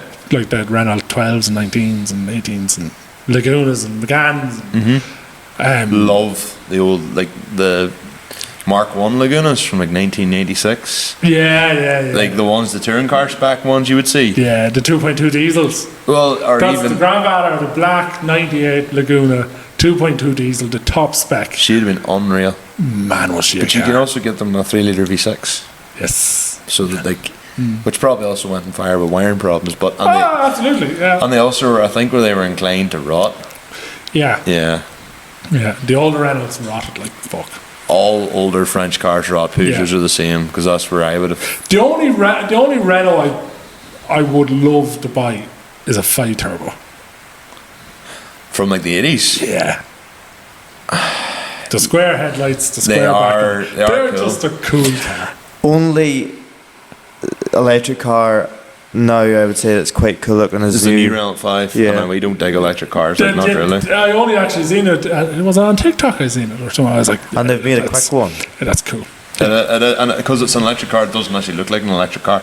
Yeah, and it's great. I love a car that doesn't look like an electric car. Yeah. Like electric cars look horrible. They're absolutely horrible. It's very hard to get excited.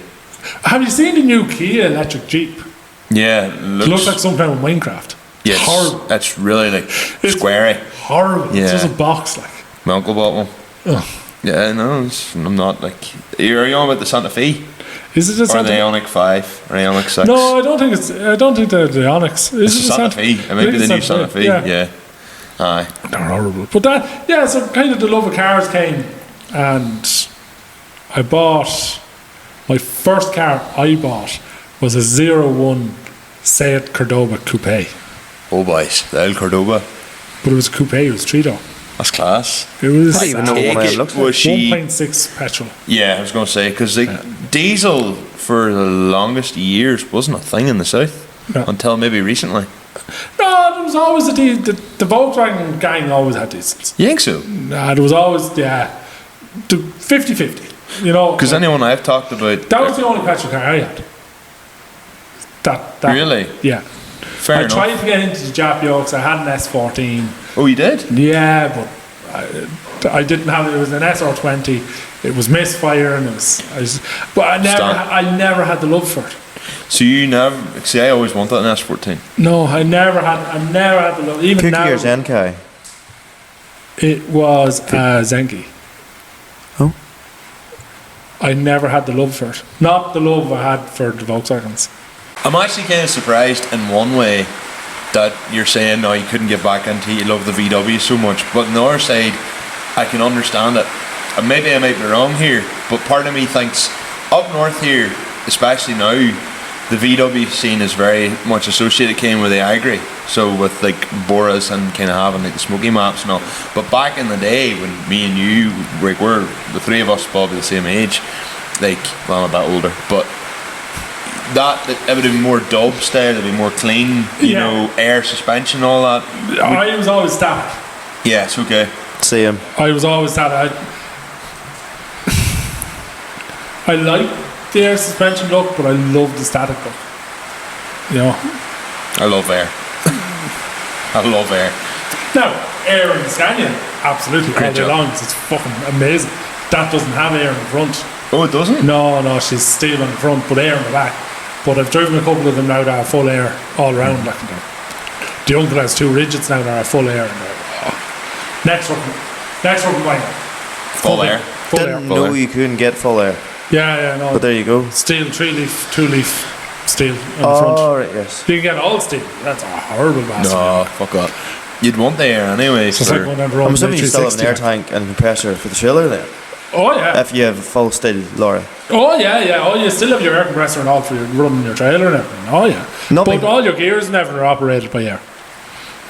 But if you're somewhere like, we'll take the Jack Lynch tunnel for example, and you've quite a high load, you can drop the air in the rear, can't you, to get that a wee hair lower. If you're only a hair and you get to do that before you hit the lasers, yeah, you're fine. Yeah. Otherwise, yeah, because I know a couple of ones have had to do that, and the mud flaps like literally script apparently the whole way up through the Jack Lynch tunnel. Yeah. The girl there in Limerick, she's working for Ryan's, or Martin Ryan down there, and I think the tunnel just didn't like her because she wouldn't even have a high load. and she'd shut down the tunnel going from Limerick to Clare. Oh. Yeah, just shut it down. It was nearly a running joke, Evan. Like, I used to text her all the time. Anytime you used to see in the WhatsApp, oh, Limerick tunnel closed. Oh, you again? Was this you? I'm not even fucking there. You're like, you know, gobshite. No, I've shut down the tunnel once. I shut down the port tunnel once. Oh. Yeah. Oh. Yeah. Is it because you get stuck or what? No, there was actually a band on the race trailer for the drifting. There's a band that runs down the middle of the trailer, and that came loose, and it was flapping, and it just flapped at the right time to flick the lasers. And next minute, the barriers in the front just come to the tunnel, just go. Phew. Oh man, you're like, I'm coming into there at 80 kilometers an hour, and those barriers drop. You're fucking on the hammers, like inch away from the barriers to stop, because the car that was in the trailer. Like I says, if I jam on hard, that's all coming to the front. Yeah. It doesn't matter how well they're strapped in. They'll everything will move. The toolbox will be upside down. It'll be a bombshell. Like I said, no. So I just managed to stop. And out then, big rigmarole. Even though I knew what the problem was, they wouldn't let me through. Had to direct me around.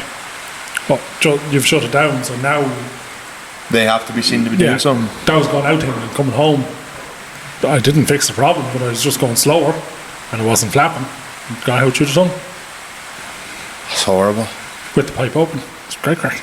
Oh well, yeah, that'll be. You have to go through the tunnel with pipe open. Absolutely. Yeah. Absolutely. And the 05 is 44 foot of piping under it.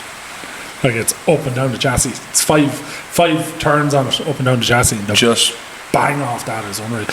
The more bends, the bigger the bang, basically. It's just for the slap? Just for the slap. And it slaps. Like, it's class. But does that kill your power? Would you be less power because of the amount of restriction or anything? No. I don't find it. Like, I've often thought that, and you can flick it on and off as you're pulling up a hill. So I started pulling up the hill with it on, flicked it off, no increase, flicked it back on, no drop. Oh, I would say you'd want to pull up a hill with it on, but I would say the noise of it would be the big hill coming through Castlewellan. What about Belfast? Last Thursday night, going over to the drifting. Yes. I'd say they hated me. What about coming out of Belfast? You know, maybe you don't say road you don't be on. Oh, you were probably on it today. The M2 the big hill coming out of Belfast. Yeah. M2 would not sound unbelievable coming up that. Good pulls up off there, I'd say. I haven't been on that way with that. That truck sounds alright. She has a pipe on it, but it only has like 18 inches because I haven't finished it. Time. You were saying but that, yeah. She sounds more engine-y than turbo-y, like. Yeah, you can hear a bit of a whine off her, you know. Yeah, she's more engine-y, but the other one is pots and pans, like, it's fucking great. I love that. Yeah. I love that slap. Yeah. I think you either absolutely love it or you're just like. Whereas I was going through Dublin Tunnel the other night and I put it on, and like there was cars going by me. They definitely thought I was demented because I was ear to ear smiles with the windows down. Like, laughing, I was laughing. But I think that's just class. Like, ears sore, but I was laughing at the bang of it. I said to people, "Fucking hate me in the car." There was a car stuck right beside me. I didn't care. It was and you could just see there was a woman sitting in the car, and you could just see her cringing at the noise of it, and that made me even happier. I'm such a dickhead when it comes to the truck. Like, does she scream though when you let her off the rails? Like, does she let out a big poo out of her? No, they don't bow. No. So how come some of them do? They probably have the Greek turbos. There's different turbos setups you can put on them, and it's a Greek turbo. Right. Some of them. I'm just thinking, even to the Trucker Bibles podcast, whenever they have like they're saying, "Oh, we're going to take a break," they just they have like a noise now. Here's it's a fucking savage noise. Yeah. There's one truck down around home there. Adam Camurray has it. It's called the Greek, and I think it's like 850 horsepower. But that properly boos, like, that's a proper sound. Fucking hell. And is that like a daily lorry or is that a show lorry? No, that's working every day. Yeah. I suppose. Are most of them NA, V8, or is it all turbo? All turbocharged. Nearly everything's turbo. Yeah. I have no idea, I just thought I'd ask. Yeah, no, nearly every truck's turbo. And even the big ones. There's some of the smaller, like 7.5 ton DAFs and Mans and stuff, they'd be like straight sixes and stuff. But they're still turboed. No. I thought the straight six stuff would all still have a big turbo on it Some too. of them, majority now, 99% of them nowadays would have some sort of turbo on them. But there's still a few of the older, like the Renault Midlums and stuff like that. Oh, okay. You know, those, they're like, we had a Midlam at home there for the horse learning, and it was straight six. Was it dead? Yeah, it was horrible. Well, like, what are the V8 range? Like, what can the V8s go to before you're like, they're fucked or they're near their limit? No, like that joke 620 out there standard, and is she 620? she's at the moment she's 620. Boo. But yeah, boo. But no, Is there warranty on her? I rang my tuner for my trucks the other day, and he was away in wedding in Italy, I think. So he says, "Oh, ring me when I'm back," and he says, "We'll do a job on it." So he'll come out, play a few tunes with the laptop, and she'll be 750. Is 750 their Horse. limit then? No. What? You could go more, but you're risking turbo failure and injector failure if you go more. So what you do then is you upgrade your turbo, upgrade your injectors, and you can go to 900 horsepower. Is 900 then their limit? Without, now, you're getting stupid after that. After that. Oh, no, I know that there, but You like know, theoretically. no. Like there's tractor pullers with V8s in them, and they're 1500, 1600 Oh, horsepower. fuck right. You know, there's mental. But that's fucking- not the type of thing you could start up in the morning and just drive and do a day's work in at 1500, 1600 horsepower. Imagine your diesel consumption. Like 750. She's going to be easier on diesel at 750 than she is now. Seriously? I believe so. She's probably labouring herself at the minute. She's not all the time, but she is. When I'm loaded with plasterboard now, you're 26 ton of a payload plus Allegedly. the 16 ton of the truck and trailer. You're heavy, and you coming out of Dungannon through the Moy, through Armagh, Yeah. Market Hill, Shite roads. your shite roads up and down, fucking pulling hard. That's where I use. I'll use 100 litres of diesel from Dungannon to the motorway at Newry. Aye, Camlet. Is it? No, it's not Camlet. You come out. It's the Carbean roundabout, isn't it? You come out there. That you're saying about no hard shoulders. That Rich Hill sort of Armagh to Newry. That has a hard very shoulder. hard shoulder, yeah. But I mean, like these roads out here. Yeah, no, right. You know, if they were down at home, we'd still have no hard shoulder, but we'd have a bank, Okay. or we have a grass verge. No. Whereas, like, you're straight to a ditch. Oh, I know, straight over the hedge, like in the. You know, you're gone. Oh, yeah. You drop a wheel, you've tired. You drop a wheel, you're gone. So just up the road from me, there's a peat factory, and Bulrush it's called, and the lorries were actually. They told the lorries don't be coming up and down Balnies Road, head up the other way and come round this way. There's only a couple of lorries would still go up and down now, but there was one of the boys was coming down on one side of the road. It's just a 8-foot drop, and your man, it was a red Northern Irish transport company. I'll not name names, but began with B, and it basically your man had just caught the grass. I think he was driving around someone, caught the grass and just pulled the whole thing in. O'Hagan's had to come out with a crane and lift the whole thing out. Absolute nightmare. Yeah, that's. I wouldn't say a standard round here, but you do see it. See the odd pilot fucking not concentrating. Yeah, we'll all crash. I reckon it's easy enough done, to be honest with you. If your steer wheel goes, you're gone.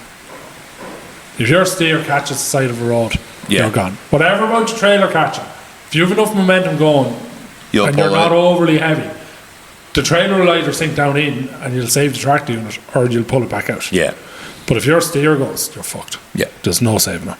And like, you're talking about you catch a verge and she just goes like that. Yeah. I know it's. Yeah, there's no saving it. You know. But I suppose we're sort of moved back to the cars. You never actually explained why you were fully into the VWs, why you liked the VWs more than the. I don't know. I just did. You know? That's fair enough. Like, You know, I always liked. They always turned my head Yeah. quicker. So So what- I used to love going to Dub Shed. You know, Yes. you know, I used to love all that. The Jap scene was always loud exhaust, revving, banging, bollocksing. See, I think in the north we missed out on that because we were all so focused on Dubshed. The car scene, I would say, in like 2013, 2014 took a massive, or 2015 took a massive shift. We all were running about with our, shaved bays and our air suspension, 3-piece splits, all that there. And like in the south, you had all that mad stuff. And then we started seeing that and went, shit, that looks fun. Yeah, So then that we all started adopting that. But I think a lot of the northern style cars, when we do them, are different to how the southerners do them because we've kind of adopted that sort of yeah. approach. And maybe I'm talking shit, but Some of the cars up here are amazing. Like, I but love. I equally say there's some cool stuff down the south. But I do know some real cool cars around here. Like There is some very cool cars around there. There's dub shed now. I love going dub shed and just looking at it. But the problem is now they're all golfs.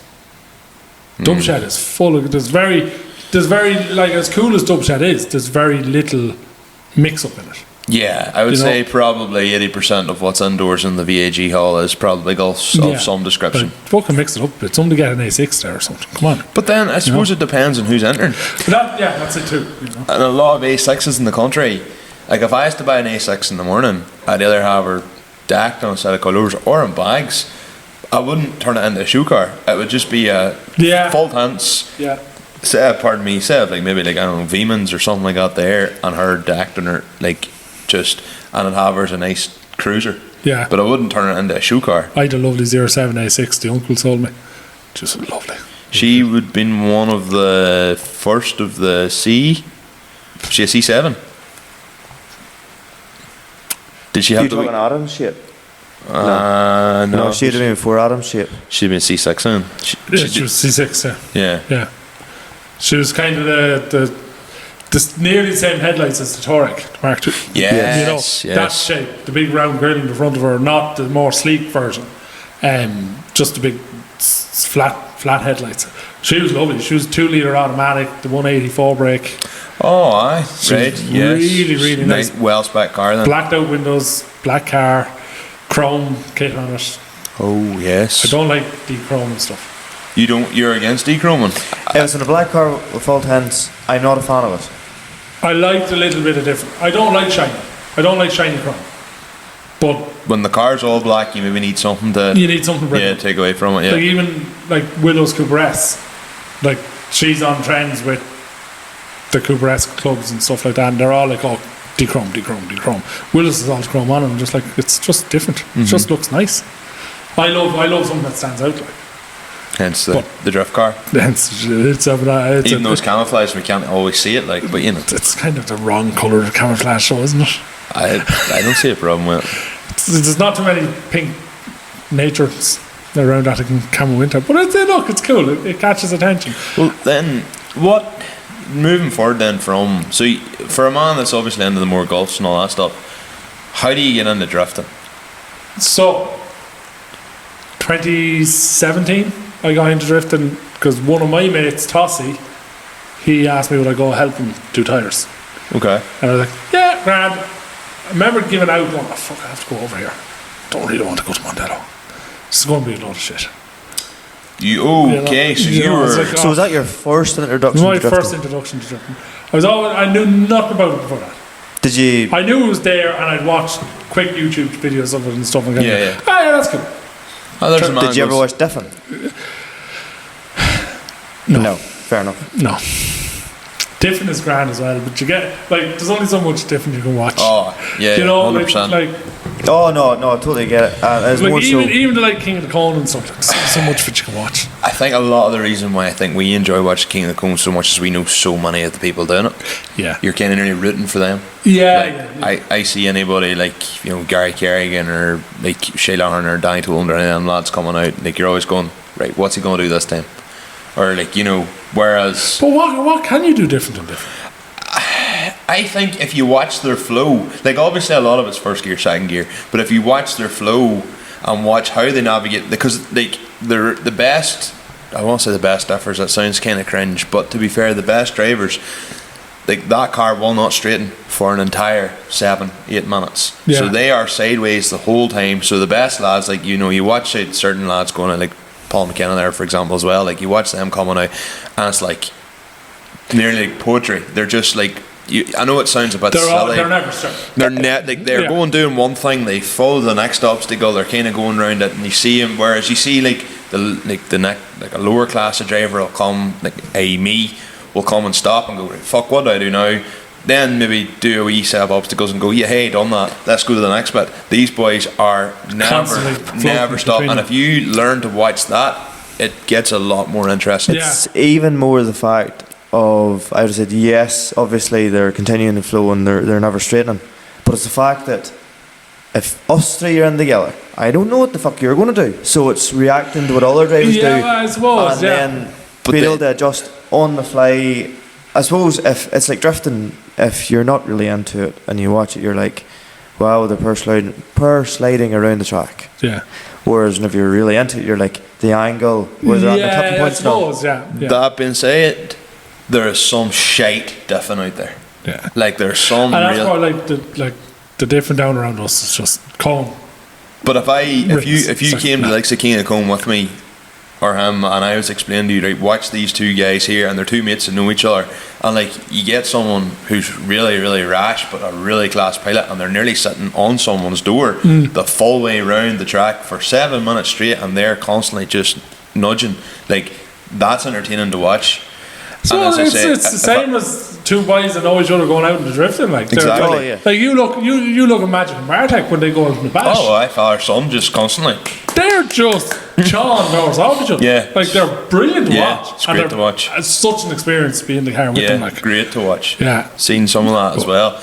But like it's, I think you have to really learn the technicalities of it. yeah. Otherwise- I suppose it's a bit like anthem. It's a bit like football, Yeah. you know. If you don't know the rules and you see something, you'll be confused. Why the fuck are you doing that? Why is that? Why is that? I couldn't This get is it. just terrible to watch. I couldn't But then give a toss you with learn the football. rules and stuff of it, and you're like, ah. Yeah. Apparently, though, even if you learn the rules of cricket, apparently you'll find it interesting. But I still I don't understand don't how anybody know. could find cricket interesting. Well, it's like, I That's a bit like suppose, golf. Who the like, watches golf like? like, Apparently, a lot of people. Well, Apparently, a lot it's of people, massive. yeah. But Massive life was- I would watch some of that. fuck, I can't understand anybody would watch golf. But Like.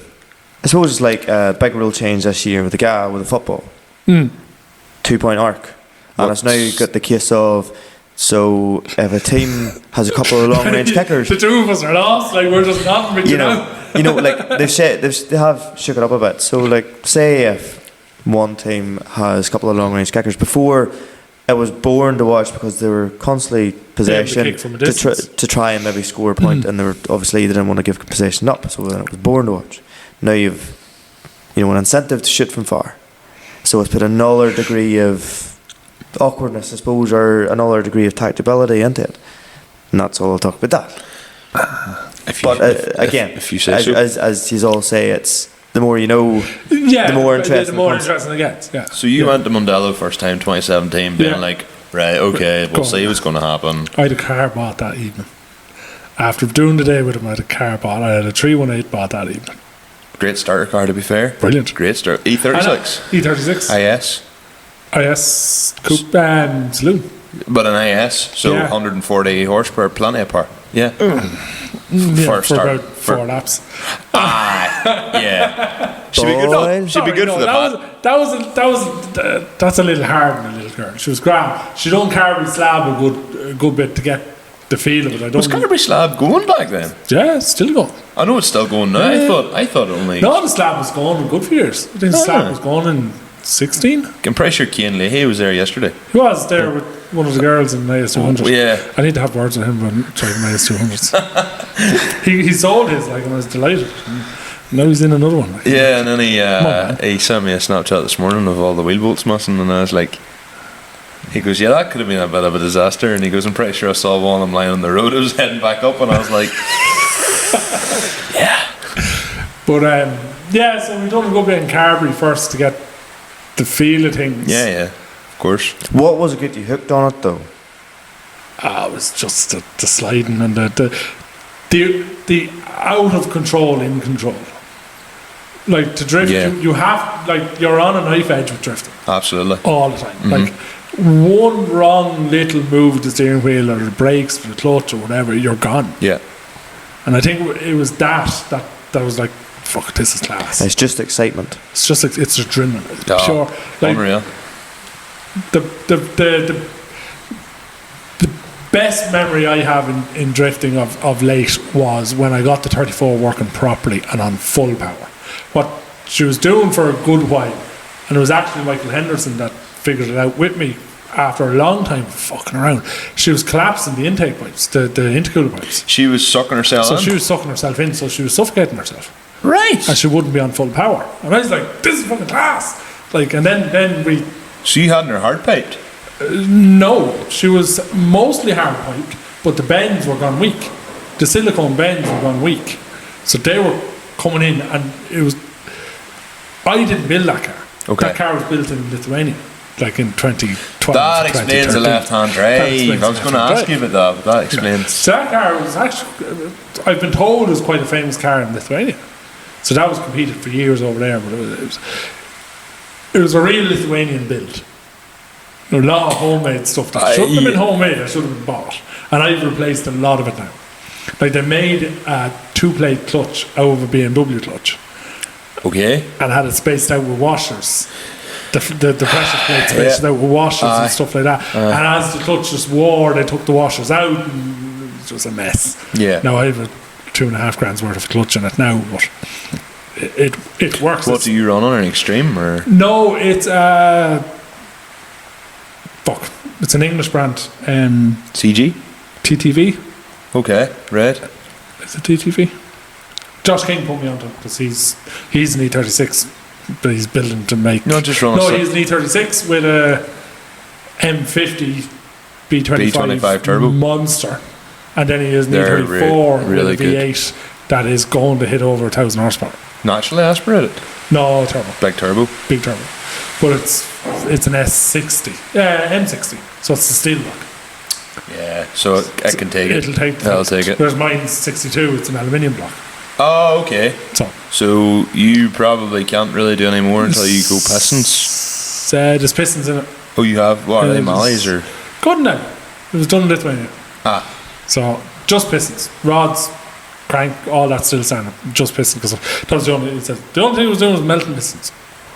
And he says after that, he says it's flying, which it is. But I think he used standard head bolts, and I think that's where I'm having a lot of my issue. I think she's lifting heads. That was going to be one of my questions. Funny because you were saying that earlier. You think that she might be lifting a wee bit. So you don't have ARPs or anything? No, or? but I have them ordered. But if you have an aluminium block, you get one chance with ARPs. Yeah, they pulled your foot. Yeah. And if she's done, that's toast. Like. Yeah. But the block is standard. It's not bored out. It's not Anthem. So you go to a scrapyard, you buy a fucking V8 there for a couple of £100. Conor Duggan has one lying around up there. It's maybe only a 3.6, not a 4.4. Connor's? The one that was in the 36? He talked about this on the last podcast. He said this first V8 he bought, he got sold what he thought was a 4.4, and it was a 3.6 or a 3.8. Yeah, it was the it's their D-stroked or whatever it is version. Yeah, so it was even weaker, so it was only 260 brake. Now I think he has the proper 4.4 in her. Yeah, it's going well. Yeah. It's so loud. Yeah. It's so loud. Really, really loud. It sounds great, like 2 kilometres away. Yes. When it comes by you, like we were watching them there last weekend, like, oh my God, the noise of that car. Oh no, it is pig ignorant. It's also a great point for me to drop Connor in as our sponsor here. Michael, to be fair, I never actually asked this question before, but see if the Sierra did break, where would you get bits for it? CDM Sport. CDM Sport? Yeah, so if I needed a turbo, because, you know, that can happen, I would go to Connor at CDM Sport. If I need a clutch, radiator, pretty much anything, suspension parts, whatever, basically any drift spares at all. So what you're saying is it's a one-stop shop for engine swap cars and for the odd bits and bobs that you need? Absolutely. I just wish that Connor's shop was available 7 years ago when I started building all this stuff. So CDM Sport has kindly taken on the podcast as a sponsor, and in fairness, he has been very helpful with me even in recent times. I do think that it's a worthwhile business to go and see what Connor can do for you. So everyone, get on to cdmsport.life for all your motoring needs. Back to what we were saying. Yeah, no, he got completely dicked over originally with... yeah. But no, that evening I had a car bought. Green. Man. Like, fucking... Probably cream interior.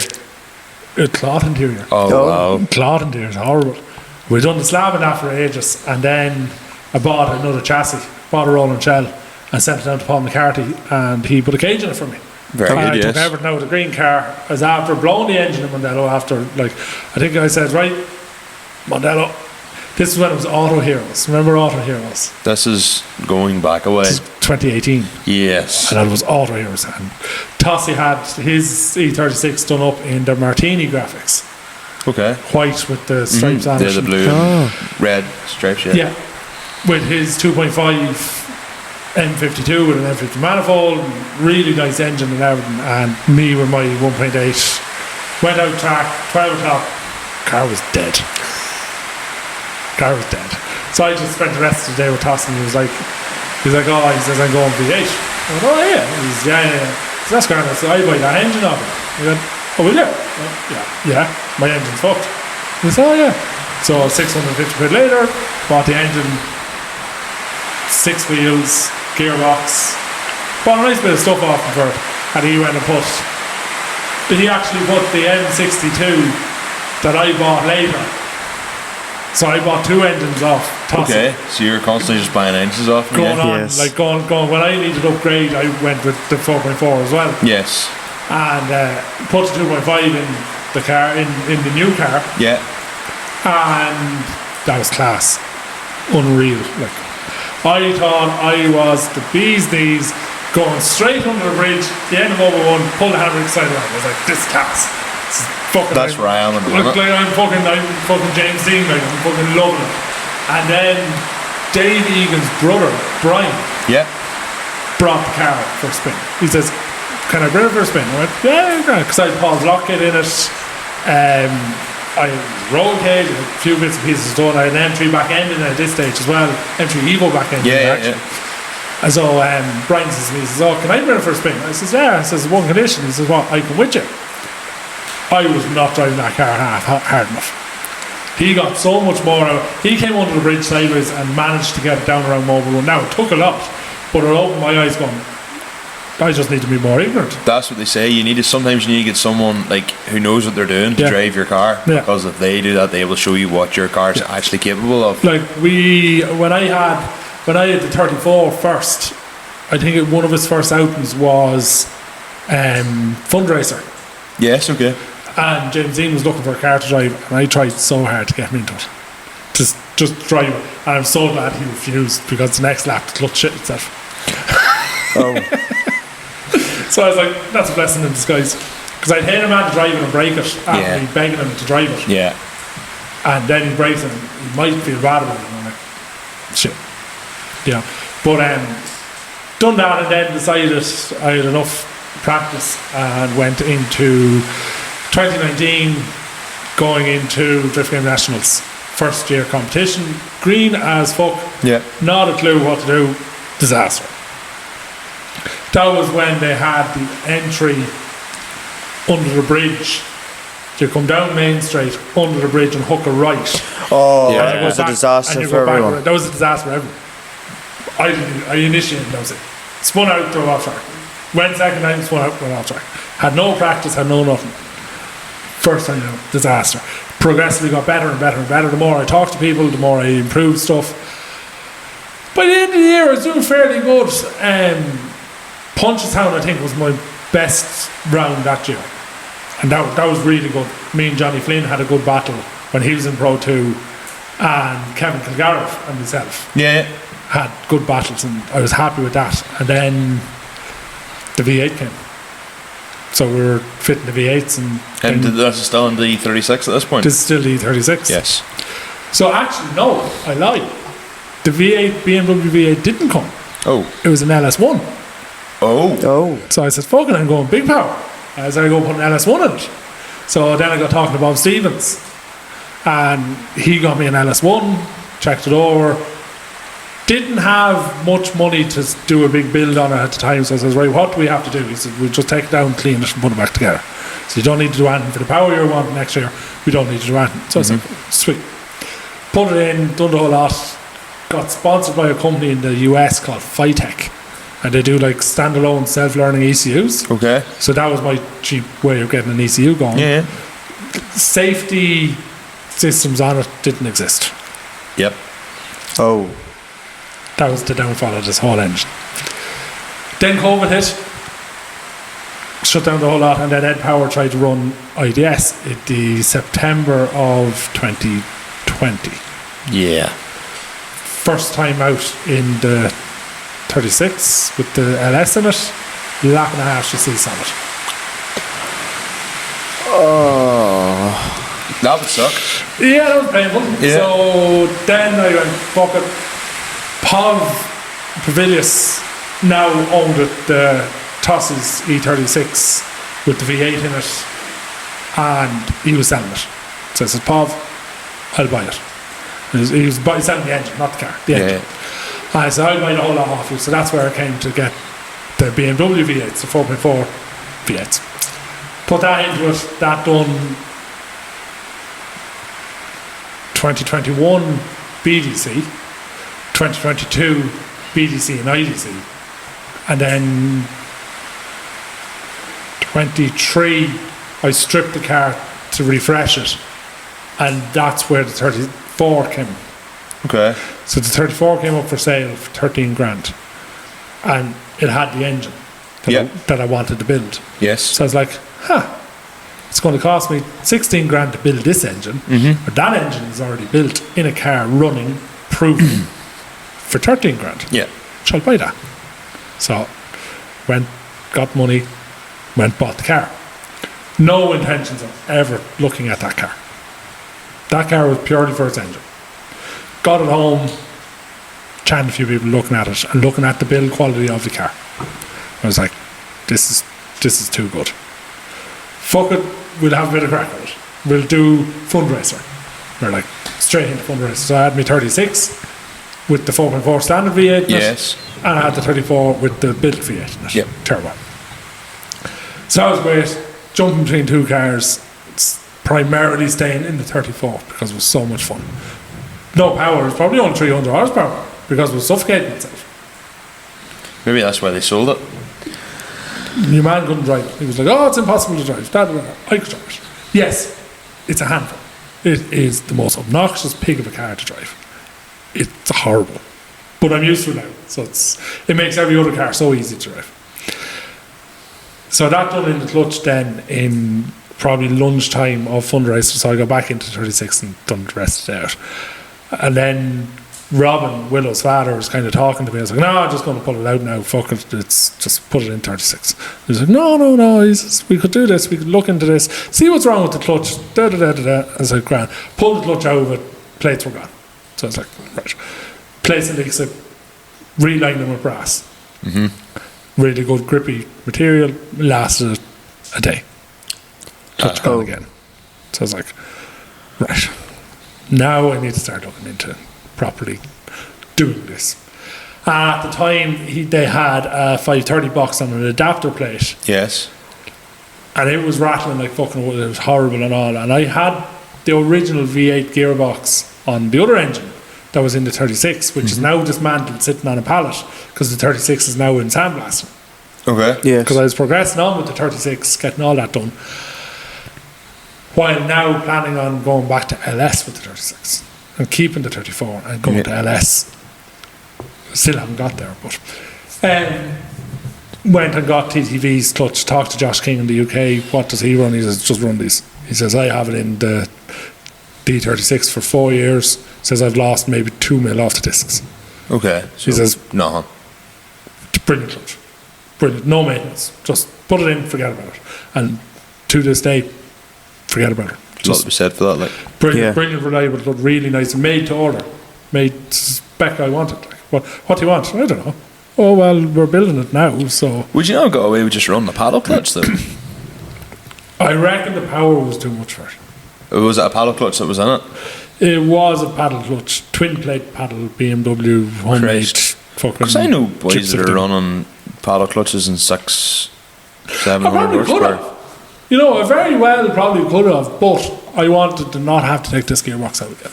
Yeah, okay, that's fair. So Yeah. a paddle clutch is probably 1,800 quid by the time you get your flywheel, your pressure plate, your whole lot to suit it. If you get an XED or an Extreme or Yeah, if you want to try and get, you know. yeah. €2,300 gets me a TTP one. It's ran by a man I trust. He has never had a day's issue with it. Fair. You get what you pay for. You know, he gave me the good advice. He runs an E34 with a V8 in it. Yeah. You know, Yeah, I mean, if you wanted a case study to see, does this work? There it is. he's the man. It works. And he was running a gear motive box with it, so it's really hard with the clutch. Okay, yeah. So, and he wasn't wearing it out. So it's like, right, well, this is So you're sitting looking at that going, okay, well. going right. It's expensive, but it lasts. Here, yeah. You can put two extreme clutches in the car in a year.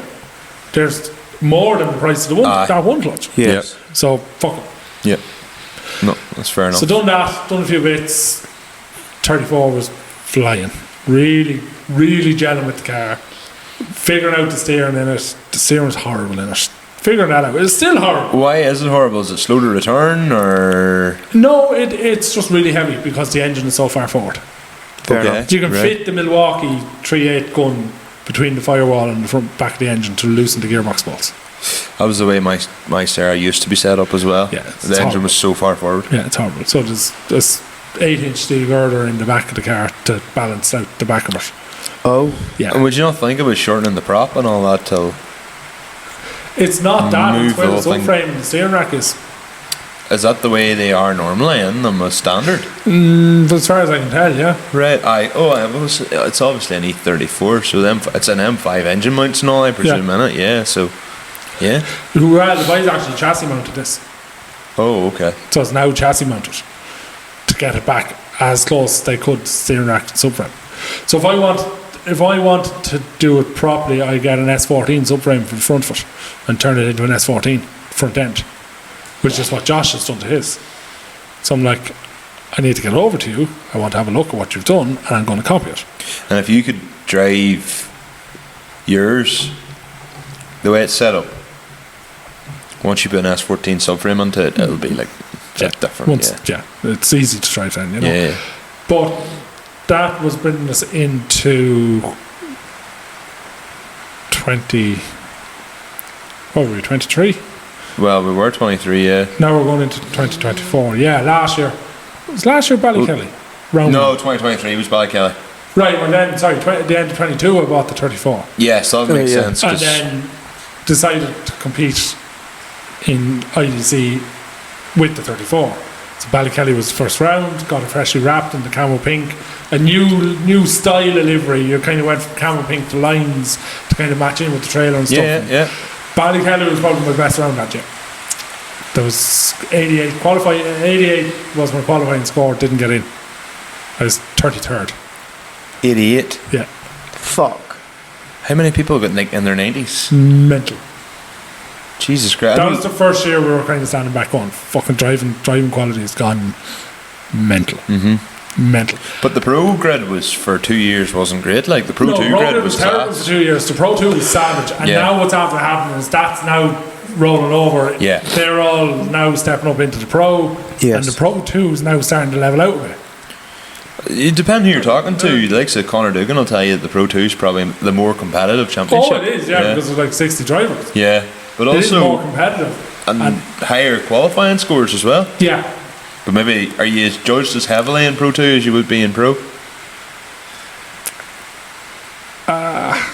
So if someone's getting You an probably 80. are because there's more drivers there, so Yeah, they have okay. more of a range to judge. Yeah, okay, fair enough. You know, I don't know. The judging tower is a place of politics that I don't really want to get into Yeah. because that's a wormhole in its own. You could, yeah. You know, I'm not interested in judging, so I don't want to know it. That's Well, fair. probably at some stage it'd be cool to do it, but I'd rather commentate. I think commentating would be absolutely class. coming in would be cool. I'd love to do like Eddie Power, Maggie Fitz's job. Yeah. I did actually say to Eddie Power about it. He's like, oh yeah, go speak to Kieran Hines. And I was like, you're alright. Not against Kieran Hines, just at that stage I was like, no, I don't think. Yeah, I you're wouldn't have hoping time to do it You're anyway. hoping Eddie go, yeah, come on up. Yeah, pretty Like, much. yes. I wouldn't, or yeah, do you want to come down on like a Friday or something and try it or something? I was thinking maybe he might say, but no. I don't know, I wouldn't have the time to do it. No, drifting takes up so much time. Yeah. And that's not even competing. That's just trying Yeah, to, that's just, trying to be there. yeah, It exactly. just takes up so much time. Yeah. But yeah, that was 23's competitions. It was good. Like it was grand. Now I was never great at qualifying. I was there for the crack. I probably should have taken it more serious. I probably would have done better. Fair enough. But I was there for the crack. You know, and I still am. And 2024 was a holy disaster. Yeah. 2024 was a holy fucking disaster for me. So I remember seeing your car at the Bash last year. Yeah. The first year they called it the Invitational. Now it's back to the Bash. Yeah. But they called it the Invitational.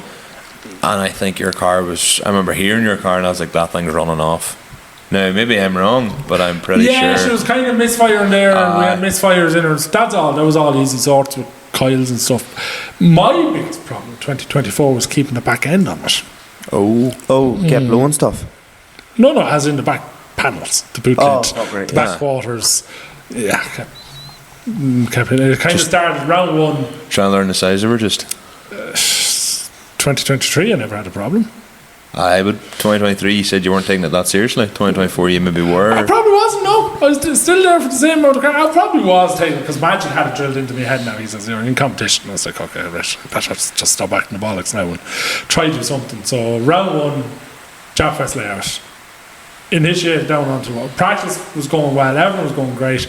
Initiated down onto the wall, broke a half shaft, straight into the wall. There's a video of my boot lid projecting off the car. I think I may have seen that video actually, yeah. And there's a picture of my car, and the whole back end is just compacted into the wall. Yeah, you've made yourself an E34 compact. That was the start of a bad year hitting walls. Was that a start as you mean to go on, unfortunately? Yeah. So I think what finally finished it for me was... actually, we missed drift date in the end of October 23. That was my first time ever seeing your car properly. Yeah. That was drift date was so much fun. It looked really fun. I actually lost the back end there as well. It looked class, but apparently it was really hard in cars. Apparently it was hard enough in cars now. Yeah. Like part of was my wheel or Nicky Davies' wheel. Nicky Davies' wheel landed up in the judgment tower. Yeah, I think I might have watched that happen. Yeah, with me and him. Yeah. We were drifting around and you come and you meet back in at the end and he just came into my side and slapped straight into the side of me and I shattered his wheel with my wheel. Just shows how strong 59 North wheels are. They're fucking amazing how strong. Those DO5s I have are they've got some slaps and they're not even buckled like. Do you run 59 Norths? Yeah. So is Stephen. Yeah. And is that Nicky Davies' company, is it? Or is he just sponsored by him? Nicky Davey. Does he not have 59 North as well in his car? No. Oh, I thought he had 59 North as David well. Garvey does. Then maybe that's who I'm getting. Yeah, he's 59 North Ireland. David Garvey is. Well, So that's where that came from. But I was sponsored for a year off them as well, so I got that drift package at right money as well. But that's where I got those bronze wheels. They're a great wheel. But Drift Aid was some crack, but my car was 4 times too long for it. Like it was a monster. I think your man Ralph, whatever you call him, would probably have been the best man for that of the BMX5. Yeah, if it stayed going, it was a terrible car as well. But, look, Ralph was good crack as well. Just the cars kept letting him down. Well, he bought Josh Holdsworth's NC5, which I was just like, why would you buy a bad Omen? Yeah. I don't know how Josh sold it, to be honest. Like, I was baffled and never heard it was sold. yeah, I was like, who the fuck would buy that? Yeah. That car is bad news. Yeah. That car's just cursed. There's a jinx on that job. Yeah. Like, genuinely, that was. Like, I've had bad luck. I know a couple of our lads had bad luck. Josh. That was another level of bad luck because it was expensive bad luck. Yeah. I break a drive shaft, I have another one in the shed, I can just go and go, happy days. Yeah. He's blowing engines, a DY engine. Yeah. You know, a DY engine's probably. I never got to the bottom of it, I don't think. Sump. Was it the sump? It was a sump. And then he was running fine, and then something came loose, or someone, when they were building the car back together, they'd set like was it a washer or something had fallen in, and yeah, basically she then caught herself something inside. in. Yeah. And like that's number 3. He was doing a rolling burnout, and no. But I think, now, controversial opinion coming here now, I think Josh is the better driver out of the two of them. He's a lot more practice in recent times. But between him and Dave, I think Josh would be the better driver. Do you think if Josh went to Drift Masters, he would do better in the Superjet than Dave? Dave has won around the BDC, like. Yeah, he has. Dave is a great driver as well. But I think Josh, where I kind of opened my eyes to Josh being such a good driver is when his car broke down in BDC. And he jumped straight into the Corvette and he done a better run in the Corvette than he done all weekend in his own car. Do you know what? Probably because he had the power. Yeah. Yeah. But I just think, I don't know, I was just watching him. I could be talking shit. I honestly don't know. But I think if Josh got a whack at Drift Masters, he definitely do well. That's probably if Dave has talked about doing like, if we go 2-person, maybe 3-person team. I would imagine the only thing I would say is for Dave is kind of different because he kind of more or less helped get the championship up and going. You know, Josh, yes, good enough driver, but there'll be people arguing, well, Josh would really need to be winning IDS or close to it. Conor Falvey should have won IDS in that argument then as well. Yeah, well, that's true as well. If that's the argument, well then Conor Falvey should have won a full season of IDC or IDS repeatedly. Yeah. You know? Yeah, well, that's a fair point, actually. There could be some arguments made, I suppose, that you had Dylan Garvey and you've Tommy Cayley. Yeah. And they've, you know, like Tomas Cayley more or less built a Drift Masters car. Yeah. And seemingly can't get a licence. I'd like Stephen. He's built a serious car. We were up at it the other night. That car's not done. I wouldn't say so. That car has a couple of things needs done. That car needs more power. Yeah. Stephen will tell you that. And John knows something. It was very interesting. For he is so down to earth and just comes out with it and is so honest that, like, you know, you nearly learn from him. Yeah. From when he's chatting. If you get me. But if that man was any more laid back, he'd be lying down like. You know, like he'd be upside down. Like. Nothing excites him. He's just. You say that, but funny, and I said this to him. Nothing shocks him. No, but I have to say, like Stephen, normally when you could chat to him, he's always 100%. Like, whereas I found at Bishop's Court, he was a wee bit more on edge, and I think he said himself, like, round 1 of Drift Masters, or not Drift Masters, like the Irish Drift Series this year was the worst he's qualified in a long, long time. But he was having car trouble, wasn't he? And he DB'd it as well in one of his battles too. And one of the runs he actually watched the video, 1st, 2nd, 3rd, 6th, 4th. You know, like, but the way he changes, like, doom, like, you know, if it was me, I would. Like he knew the minute he was there, he was wrong. Like, you could, for the split second, he felt their bog and just went. You know, and I was like, you really need it, because I was like, you need to put a lockout so you can't go past 4th. Because I can do that with mine as well. You probably have something similar. You can. Not yet. Do you not have an IRP in your car? No, it's just a homemade short shifter. Well, IRP's Lithuanian, so I'm surprised they don't have something like that in your. Yeah, they probably will. I have a feeling there was good stuff taken out of that car before it left Lithuania. Very possibly. Fair enough. Yeah. Very possibly. I have a feeling there was good stuff taken out of that car because I've seen videos of it running in Lithuania. Like I'm like. There's way more lock in that car than there is now. It's way steadier than it is now, and you know. What coilovers are you on? There's fucking shit in the front of it. I don't know what they are, but there's YZLs or something like that. They're an English company. They look like gas shocks, but they're not gas. Maybe they're an off. Maybe they're a custom built. Maybe they take a gas. They're a custom built coilover. Maybe they take a gas shock and gas can be custom as well. Maybe they take a gas shock and modify them. YFZs or something. YFZs. There's something like that in the back, and they're savage. They're brilliant. But the fronts are that. I need to buy a set of PCs for the front. I really need to buy a set of PCs for the front. Like I wish BC done coilovers for my car. Sore point. BC, we'll do custom coilovers. We'll make you anything you want. Can you make me this? Send them all the specs. Send them all the measurements. No, we couldn't actually do that. I was like, okay, that's not. I'd pull them on that. Well, your ad say you'll build whatever you want. I give up. I needed my car out. Yeah. Donegal was coming up this so stage. What do you have in it? Gas. I wish I'd went and ordered gas customs, but then again, it'd been the same thing. I wish I just went directly to gas and said, "Can you make me this?" Basically, I wanted a 2-inch shorter coilover to sit lower, and still have. Now at the minute, I'm running like really, really watery helper springs. So the spring's no longer loose, but I mean, when the helper spring compresses, it's like that size. Yeah. But it's like that size there at the minute. Like, but if Mr. NCT man or Mr. MOT man stops me and puts me on the lift, technically my spring can't go anywhere. Is it under compression? Not really, but it's held in place. You know, it's not like they look in and go, Jesus Christ, and there's this big it's gap. not like the old fucking golf thing. They take the spring out and go. It's loose, like. Yeah. Dunk back in. Yeah, exactly. Always like that. So was my 207. If it got a chance to even stay in, because normally if you lifted it up, the spring just would have went and fell out. Yeah, the Cordoba used to do that. Yeah, so did his pull. Yeah. Like, There's when I went to rack get accidents, my anyway. car aligned, like, there was two mechanics me and another mechanic had to hold the springs in either side till she was slowly let down till we got them tight. Yeah. No adjusters and all that crack in the back. Yeah. Allegedly. On its own. Allegedly. Yeah. I done 150,000 mile again. Yeah, but once you don't leave the road, you're all right. Yeah, so if you hit a bump, that's You know, when- if you leave the road for long enough, you're in trouble. Yes. But if it's no. only a little dunt. Yeah.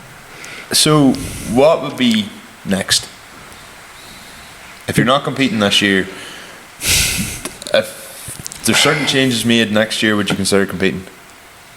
Or do you think you like this idea of being like kind of like a crew chief and kind of just being the team party guy? No, I think I'd go back to competing next year. Yeah, I think Will you run the E36 or the E30? Yes. E36? Yeah. With an LS, or would you take With the... an LM7. It's a different version of an LS, but they're way cheaper. What makes it different? I don't know. I haven't looked into them too This is much good at an all. answer, isn't it? I haven't looked into them completely. I think it's just they're based off an LS, but they're just like there's LS, there's LT, and there's LM. Yeah, LTEs is what's in the big Cadillac Escalades. I think it's just what cars they were going into. I think it's the I difference. think so, because... I think that's all it is. I think like the LS were in all the Chevys and stuff. The LT was in the big Jeeps, the big Cadillacs Yeah. and stuff, and the LMs Yes. I think are in the vans. Possibly because in Donut Media they take an LT9 or something out of a Cadillac Escalade and they Yeah. put it in one of the 350Zs. Yeah. That's like 5 years ago or 3 years ago when they did the V8 swap. And whereas they got an LSX, it's an LS1 or an LSX crate engine, and they put it in the other. It's in that Hilo thing they do. So one of them was a junkyard swap, and the other one was like a crate engine swap. Yeah. The junkyard swap, i.e. the Cadillac Escalade engine, just with a 350Z gearbox on it, went fucking flawlessly. Yeah, the Where- LSX is a shit engine anyway. They've used them on 2 occasions now, and both of them haven't. They done the LSX on the 350Z. Didn't really work that well. Had a lot of problems, but then they brought a brand new like T56 gearbox as well. It was supposed to be a whole bolt-on thing, whole thing giving a hum of problems. Yeah. And then they put an LSX in one of their like a Baja buggy kind of thing as well. It gave a lot of hassle too. LSX is a soft engine. Because it's so light. Yeah. The whole idea is it's supposed to be so small and so Yeah, light. and compact and everything. But then, like, if you're removing metal to make it lighter, you're removing strength. Correct. Yes. Same problem. The But like RB. an LM7 is the same way as 2J. Okay, so it's not even that. So it's not that heavy. But they're a very simple engine because they're push rod, Push aren't rod, they? Yeah. So there's literally like Upgrade your valve chain, Let's upgrade call your it- push rods, put a big cam in it, you have a big chompy V8. Yeah, would you consider supercharging or anything like that? Probably slap a big turbo onto it, yeah. But well, I am totally out of my range, so I'm just like, yes, I will listen. Haven't. I know you have the turbo V8 at the minute. The whole idea, I suppose, a turbo V8 in argument actually works quite well because a V8 will have low down grunt. Yeah, you've no lag. Yeah. Yeah. So you have that torque to nearly get you off the line. So say even if you're kicking and you drop revs and you kick her, she'll nearly She'll go. She'll go, yeah. she'll pull Yeah, you through, she'll go, yeah. and then she's got the torque to give it to you, and then if you're up top, she just boosts. Yeah, the 34 has the wrong turbo on it because it's like loads of torque, suicide when it hits boost. It's going, goes into boost, just goes fucking bananas. My old turbo that I had on my car was like slow. Like Connor would be beside me, and like we could race, and like I raced Calvin Kirby's V8 as well, and like Calvin would start to pull on me, and then as soon as I hit boost, it was like holy fuck. Yeah, I don't like that.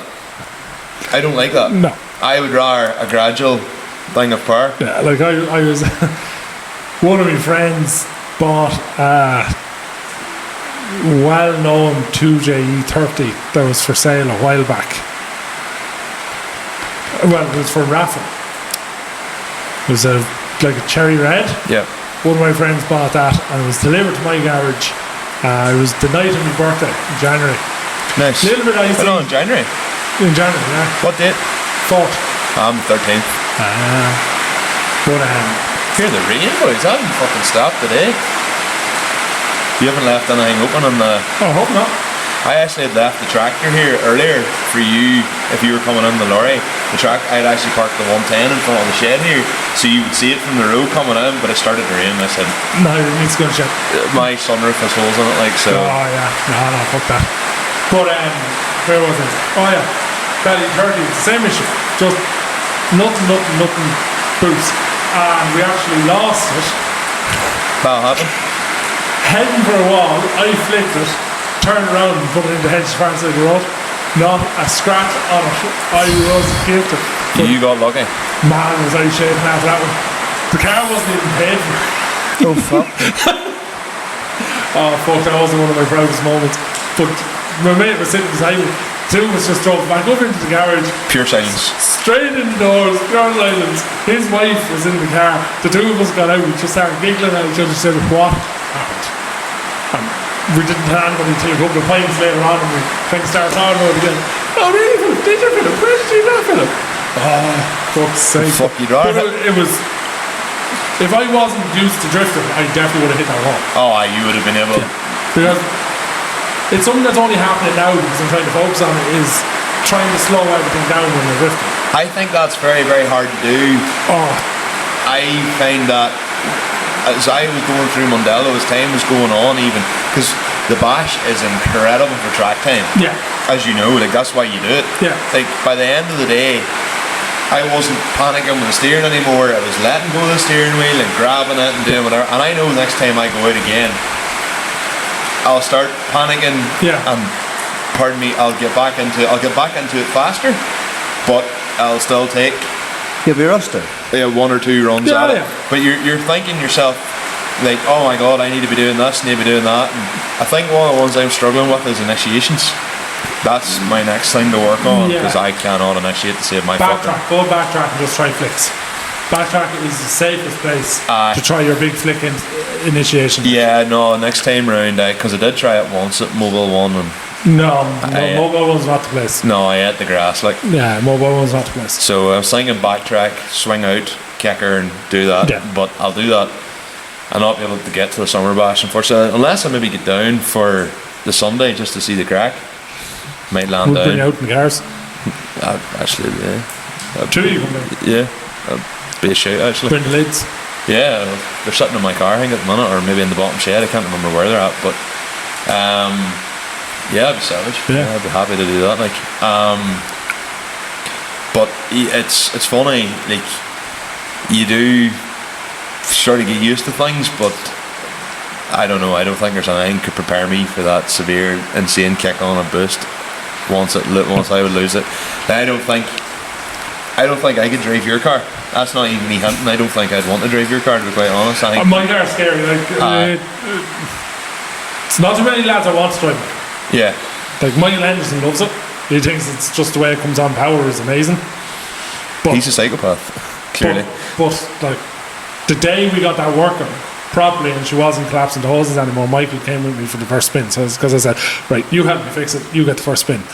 He said he's never been afraid in the car until he heard me going down Main Street going, holy fuck, we're going to die. And he said you still just threw it in under the bridge as if it was nothing, while in the middle of saying holy fuck, we're going to die. I would see having that And he confidence. said he just instantly got the seat and just locked into the seat like. But see, having that confidence to just be able to go, fuck, we're going to die. Oh well, whoosh. Yeah. Like, But- for me, that just that seems alien at the minute. Like, I got out of that car and like my hands were, I was like fucking like. do you think then, if you, so are you going to run naturally aspirated for a while in the E36 and then go turbo, or I think so, yeah. Yeah, I'd like to go back to NA again. Like, NA is a nice power. be nice responsiveness, but would Yeah. it be fast enough to keep up with the likes of your Dylan Wilsons and It's only one way to find out, type of We'll thing. find out. yeah, because Diff ratio, gearbox ratio, there's a lot to play with that as well. If you have the torque to Absolutely. handle a higher ratio that you are straining the car a bit more, if you can keep with them. yeah, Like my theory with the 36, yeah, NA pull off in second gear, you have the leg on them. If you get the leg on them, they'll have to cut a corner to catch it. yeah, And if you can pull the leg on them and you in the chase, Yeah. they're not going to get away from you. Yeah. And if you're not driving a car, you have to be on the limit. You can nearly chase a bit safer. Yeah. Like chasing someone But like on a low this- horsepower car is a dangerous game because you have to be sure that they're coming at. Otherwise, Yeah. It's harder to chase low horsepower than it is to chase with low horsepower. yeah, I'd Yeah. well believe that. All right. But your initiation as well, like, I think the chase driver should just be allowed to do straight line initiation. So, lead driver comes in, flicks across, you should be allowed just to dive. I just straight on the handbrake Just and to go dive in. straight on the handbrake. And as he's gone across and flicking this, if you flick here, you're hit. Whereas if you just do a straight line, you're there. And I don't think it'll really matter that much in the grand scheme of things, as in losing points, Yeah, if you can stay in the stop. Yeah. yeah. If you could drive and sit and do nice, neat transitions in behind, Yeah, you're if you clearly can- proving you're a good enough driver. Like, Yeah, if you can sit on it, but do a straight line, Yeah. it means in my head, you're thinking more tactically because you're going, Yeah. well, if I do a big flick with him, I'm not going to catch him. Whereas Yeah. if I do a straight line onto him, that's me I'm straight gonna on be the on it. door. And then you'll see people literally coming in, for example, Mondello on the Driftmasters layout or Global Warfare or whatever one they call it. You'd be seeing people. Now you see this anyway, but especially more so people be coming in side by side over the hill, like, which would be savage to watch. Like, to be yeah, fair, it's cool when you get that tight of proximity from the word go. Exactly. It's, Oh, it's, it's mental. it's cool. Like. can we chat about the lorries? Yeah. Because we've been going for a lifetime here. I've been going for a while with that time now. Holy fuck. Yeah, no, don't even tell him. Don't tell him the time. So like the lorries, you've now started out. I actually thought this was your Kenna was your family company or something. No. I didn't realise that was you. Yeah. So you've just said fuck it and Yeah. decided to. So what happened was I was working with my uncle doing the screening for 5 years, and working with family, politics, shit like that. I was like, time to go. So I kind of gave him an ultimatum. I wanted more money. Yes. I wasn't getting it. Told him to look. You have 2 weeks to think about it. You don't come back to me. This is me. Resignation. Yes.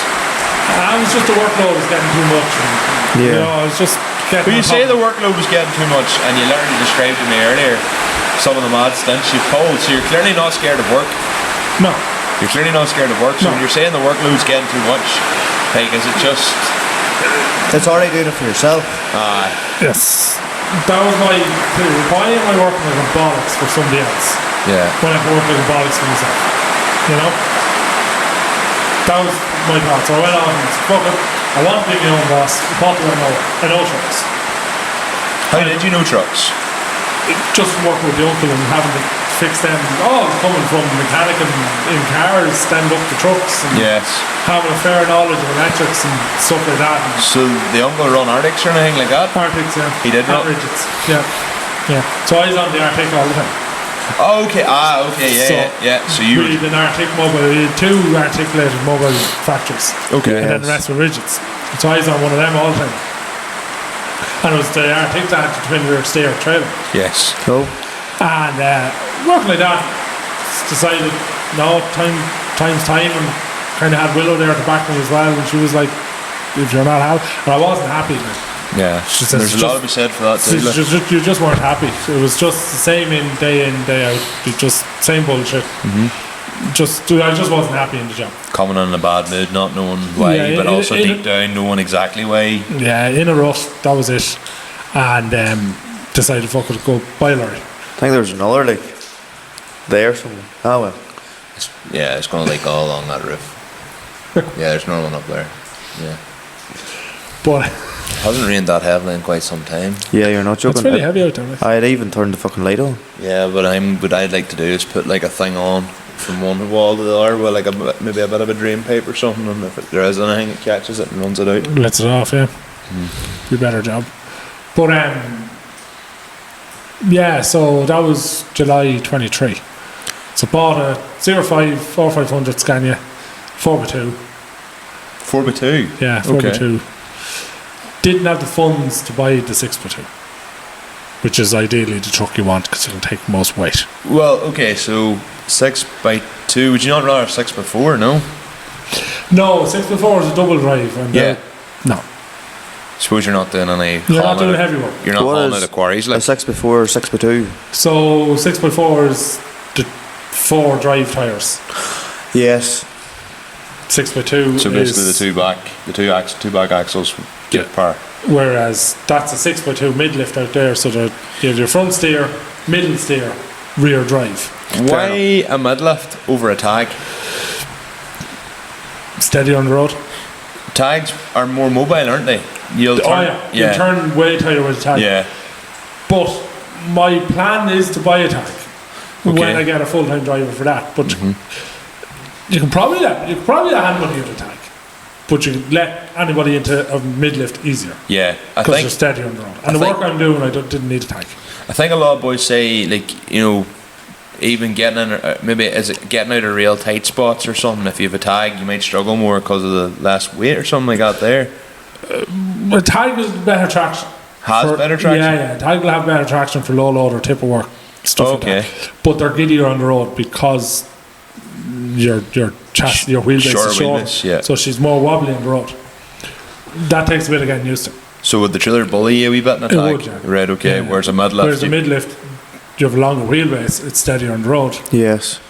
You know, like you'll never see a mid lift wheeling, whereas you'll see a tag wheeling pulling away. Oh yeah. You know, if you ever look at a lad that puts in the shoe pulling over to Oldbridge in the tag, she's fucking lifting. Like, looks cool, but it shows how unstable they are. Yeah. That's. But like they have their purpose as well. If I do get a driver for that truck, I'll be buying me a tag. So you would drive the tag I drive the tag. and put I drive whoever the else mid-lift. on the mid lift. Yeah, because I'd want to stay on the low loader work and stuff like that, and let. Well, I wouldn't be like, oh, there's no low loader work today, but there's loads of curtains I'd work on. I'm not working today. You know, the work will be done. Whatever's be done, be shared out. And if whoever I do get driving for me wants to do low loader and flat work as well, and is capable of doing low loader and flat work, they can do that. But my thought behind it is prove yourself in the curtain first, and Yeah, and you'll move on get from the there. opportunities. You know. You don't get to go to top spots straight away. No, absolutely not. And I didn't, so why should anybody else? But especially, like, you know, it's, you know, you're kind of like an owner driver. Yeah. Well, you aren't kind of like, you are an owner driver. Yeah. So you. 1 or 2 lorries in the go now.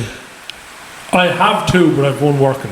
Oh, right, okay. Last week I had the 2 working. I had a driver on trial last week, but she unfortunately doesn't want to stay with me. Fair enough. So she's gone on walking floors for a while. But I don't know, I keep abusing her, so hopefully she'll come back. I want the walking floors wouldn't happen to be out near Eden Dairy, would it? That sort of stuff. It could be anywhere, yeah. I sort of know a couple of places. Skinski's here in your area as well. And Yes. all that type of stuff. Well, like, in an ideal world, like, what would you want to do with the lorries? Like, do you want to have 15 lorries in the road? Do you want 5? I think 5 is a nice number. Yeah. I'd like to have 5 lorries working on good work. Yes. Yeah. And And I'd what do you look class as good work? well-paying work. Doesn't matter, it could be curtain sider, it could be low loader, it could be flat trailer. Once it's paying nice, get the rates up. Is it hard to get that though? Yeah.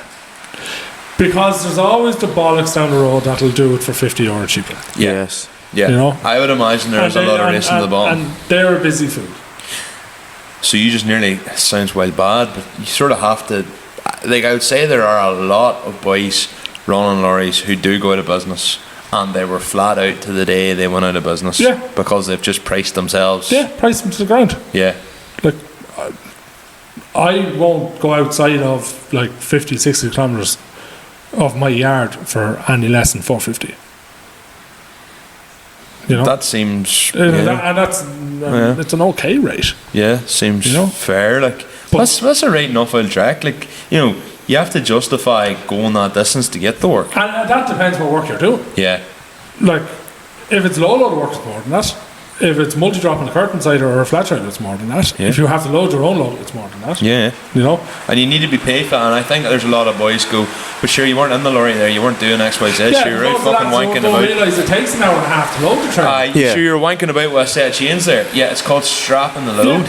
Yeah, it's tying down the load. Yeah, absolutely. And like, but I think people here, I'm not going. I wouldn't go 50 or 60k for at least for 450. Like, I would need at least that. And people would go, fuck, he's well paid. Yeah. Like, I don't think people realise how much it costs to run a lorry. €200 diesel.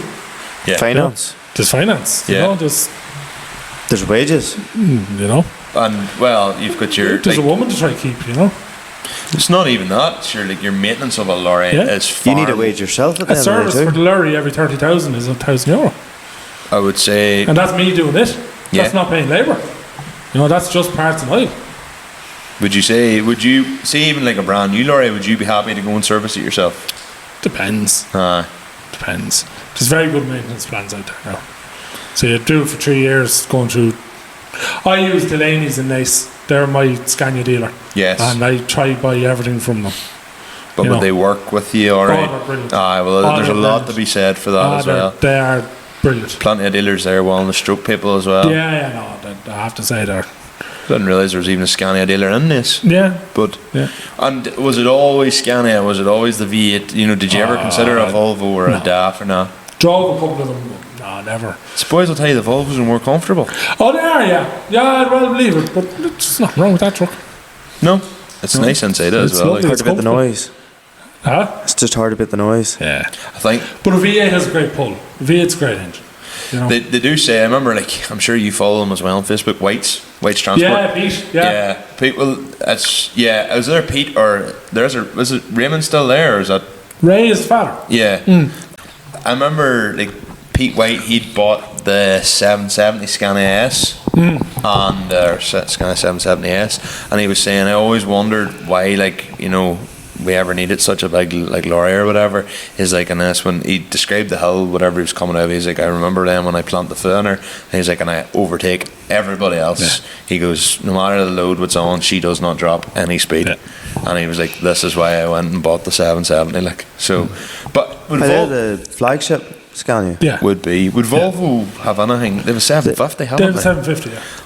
It's a fucking good truck to pull. What would it be like in comparison to a 770? You've got straight 6 versus V8. Like, they'd both be good. Like, Oh, they won't be good, yeah. I can't say about Volvos. Like, you have Volvo men, you have Scania men. Yeah. You never have a Volvo man saying, oh, 770 went by me the other day, and to be fair now, he was pulling hard. Like, and you'll never have a Scania man saying a Volvo pass. But it happens every day. Mm-hmm. Especially if they've done a wee trick with the wheels and the tyre sizes and all. Yes. Yes. Allegedly. Or you have friends. Yes. With laptops. Yes. But allegedly. Are DAF men and MAN men and Merc men just rejects? They're all just in bed together, like. Well, a Renault is a Volvo. Yeah, it's a Volvo chassis with electrical problems. With electrical problems, yeah. Some boys call them the Diamond of Doom. Yeah. But to be fair, there's a couple. I be in some of the rendering plants there in England, and I think it's Devlin Transport, and they're from Wicklow. I think they are WW. So I'm assuming that's Wicklow. Jeez, they have 2 real nice Volvos, or not Volvos, Renaults on the road. I don't like the fact I like them. One's a black one and one's a red one. Draw a lot of like tallow and stuff like that. Tanker work. Do they have Renault? In England. They're in England. 221 reg. 231 I think. Because it's all Scania over here. All their Arctics are Scania over here. It's definitely Devlin haulage, because I would see them there. You would see them, and they seem to have the contract for that type of work. Right. And definitely, they both have. They're a very good truck and fuel. Like their fuel economies would be up on the V8s, like. Right. They'd be better on fuel. And then what about DAF? Unless you're the Dave the Angry Trucker who seems to love DAF. I don't really know anything about them. I don't know. I drove a DAF for like an hour and a half one night on the fridge, and I was like, this yoke's horrible. Torquey, have to say, loads of torque in it.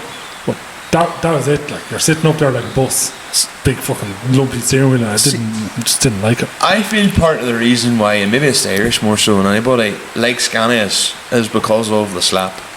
I think like that when a young cub, like, you know, even us 10, 15 years ago, like, what did we all think of when we thought lorries? Scania. Why? You don't hear a Volvo. No. Like now, Falvey has a straight pipe in the big cool, and she sounds well. But it doesn't slap. No. But it's engine. It's a growl, you know. It's a good growl. But if you heard, like, for instance, a straight 6 off a Chaser, you know, or a Supra or RV, like, that's a straight 6 is a class sounding engine in the cars. And even like in the tractors, you get some deadly. Yeah. Most tractors are straight, if not all. The bigger torquey tractors from back in the day, the real great sounding ones, are all straight six, like, and they sound amazing. And I just wonder why Volvo boys were never straight piping Volvos or anything like that.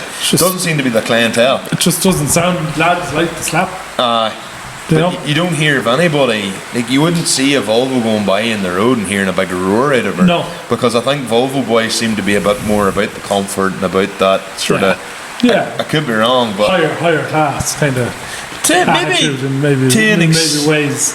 To an extent, maybe I feel like there's maybe this level. I don't want to say maturity, but that's kind of nearly what it feels like with some of the Volvo boys. Well, it probably is, like, because realistically, like, and it was Robert Willow's father that said it to me. The Scania men that have the straight pipes are really the IS200s of the truck world. Oh, they're rough. You know, they're going around these fucking up through towns, disturbing everybody with this big.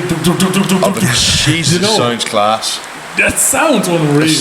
But there's somebody there that's going, I fucking hate that what noise. Bollocks. Exact same way as I said about the IS200s. I fucking hate da da da da da da da. See, like, one of the best, I can't remember who it was now. Well, I'm a Honda man, and that's all we do.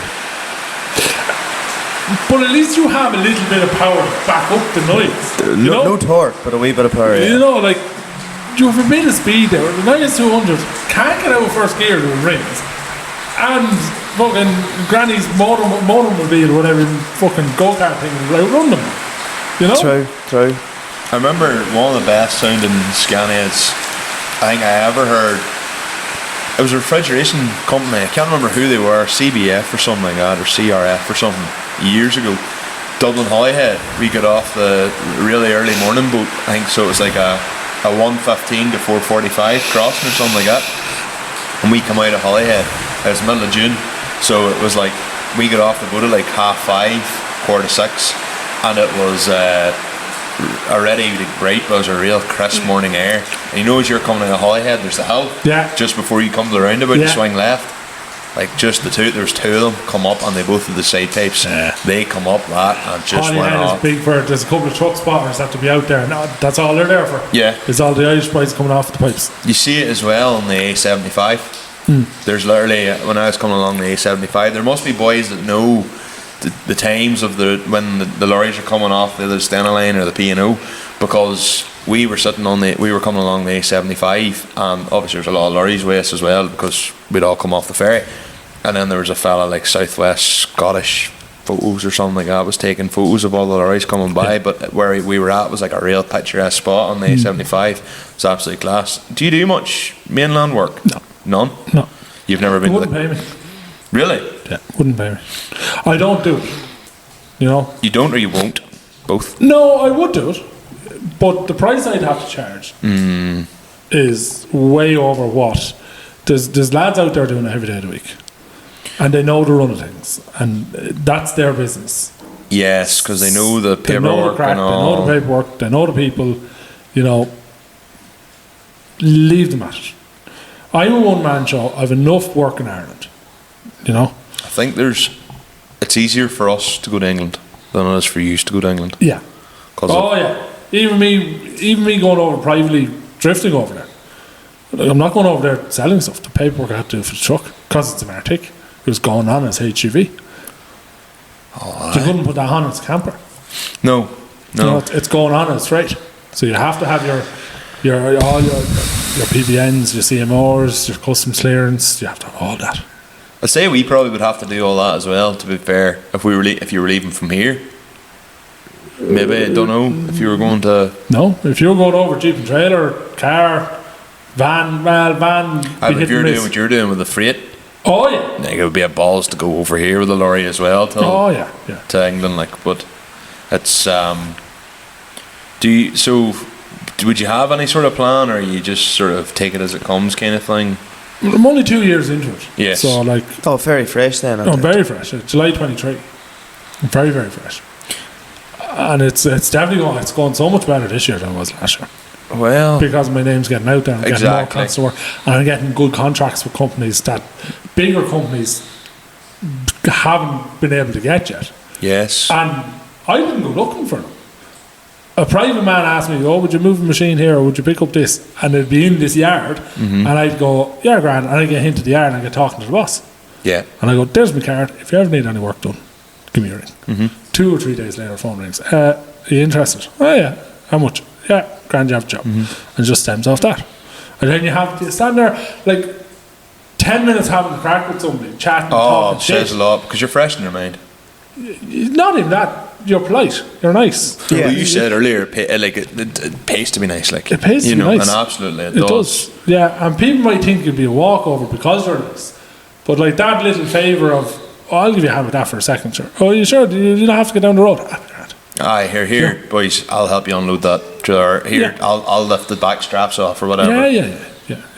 Like where I load the plasterboard, it's like there's usually 2 boys on forklifts that load me, but now it's me and another boy, because I jump on one forklift, leave the other boy doing the other stuff, looking after the customers, because it's a hardware, so they still have customers to look after. So I go, "Yeah, I'll jump on that," and I half load myself With your forklift license, obviously. Oh yeah, Allegedly.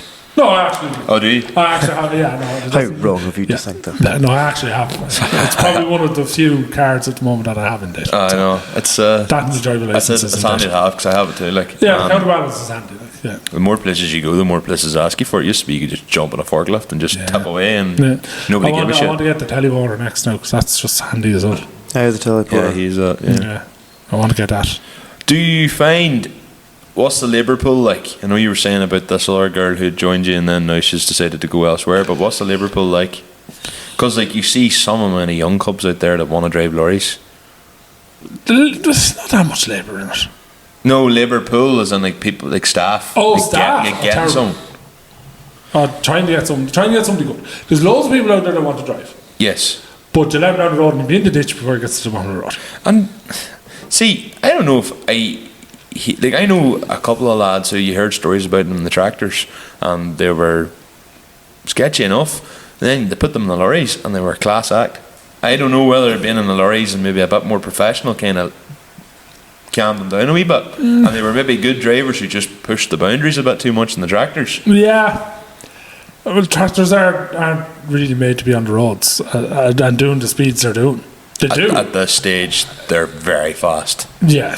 Like a Fendt will do 65k, if not more. It's still a bad air brake. It's air brakes, but not bad air brakes. No, it's not. For what they are. And I think this crack of lads going away, unless you're a farmer moving your own digger from field to field, I don't think you should be allowed to move a machine with a low loader on a tractor. Because you can put a 21, 22, 23 ton trax machine up behind a tractor with a 16-year-old driving it and let him off down the road. On green diesel, no tachograph, nothing. And it's doing me out of business. Yeah, there is always going to be that argument between the farmers / tractor men and the lorry drivers. That's going to be an argument till the end of time. But you have these men that are moving for reward with a tractor, a trailer, or a fast track. That shouldn't be allowed. Until they're caught. But there's no issue down south. Yeah, like as long as they're in clear diesel. There's only... No, they've started putting tachographs on fast tracks now in England. Yeah, they've started up here. They're now putting, I think if you drive a recovery vehicle as well, you have to have a tachograph on it now too. There's only one, well, I've seen it in a video somewhere, maybe on YouTube or something. And yeah, it was a tachograph and a JCB fast track. Well then, they come under the same umbrella as truck drivers, which is fine. It's just put like, that means 16-year-old can't do it. Yeah. Do you know? But then, if it's tachograph, does that mean to drive that tractor, you have to actually have your C1 or C2 lorry license as well? Yeah. I think so, yeah. You have to have your article. Like in England, you can drive up to 37 ton depending on tractor and implement. And I'm near sure, like, slurry tankers are massive nowadays. But they're getting away with it because they're an implement. They're not a trailer. Yeah. So technically... It doesn't matter weight bound, I think. Yeah, it's a bit strange, isn't it? Some of them big Red Rock tankers now at this stage, like the 6,000 gallons, well, like they are. An 8S Massey and a 5,000 gallon tanker on behind it is no real smaller than a lorry weight wise. No. I think it is a 5,000 gallon tanker that is on a lorry when pulled in a with tracks. Yeah, it would be. Yeah. So like, what's an 8S? Probably 13.1, 14 ton. Oh, like they'll be well fit for it, no problem that way. No, but it's like so you're 14 Weight-wise, ton like- plus whatever's 5,000. That's So not Like, heavier. I know in England it used to be a lot of 20,000 for like the litres. harvest workers and that, so whenever they were doing it. And if stories were correct, the police just turned a blind eye because like, you want Weetabix in your plate. Yeah. This is what has to be done. Yeah. So, And look, things have to be done as well. Like, I agreed, but I think, yeah, you are right. There is always going to be this argument about you saying about looking at the young cub who's towing a digger up the road for a man, and you're sitting going, well, he's done that he's using his dad's tractor and his dad's low loader, and he's put like a couple of quid in his pocket, like, but it's not legal at all. Yeah. And you're sitting going, you bastard. But like, you don't mind Farmer Joe doing it because he's cleaning ditches and his fields are 20 kilometres away and he has a low loader and tractor. That's fine. Yeah, because There's no problem. literally It's Connor does, like, yeah, you know. uses the digger and the low loader. we would still, if it's going that far, like say 20 mile, Yeah. we'd pay a contractor to do it. His insurance to do that. Yeah. You know, something happens to us. Yeah, I don't know if that covers or not. But like, these boys are moving machinery for hire, low loader hire. Yeah. Going landing on with a tractor and fast track. Like, I kind of like what 5 lorries, 5 years. It's kind of my plan. 5 years from business, so I have 3 more years to get. Is straw work good work or bad work? Haven't done it. I don't think. I think it's bad pay. But fair enough. I've heard lads like, I'll pay an extra.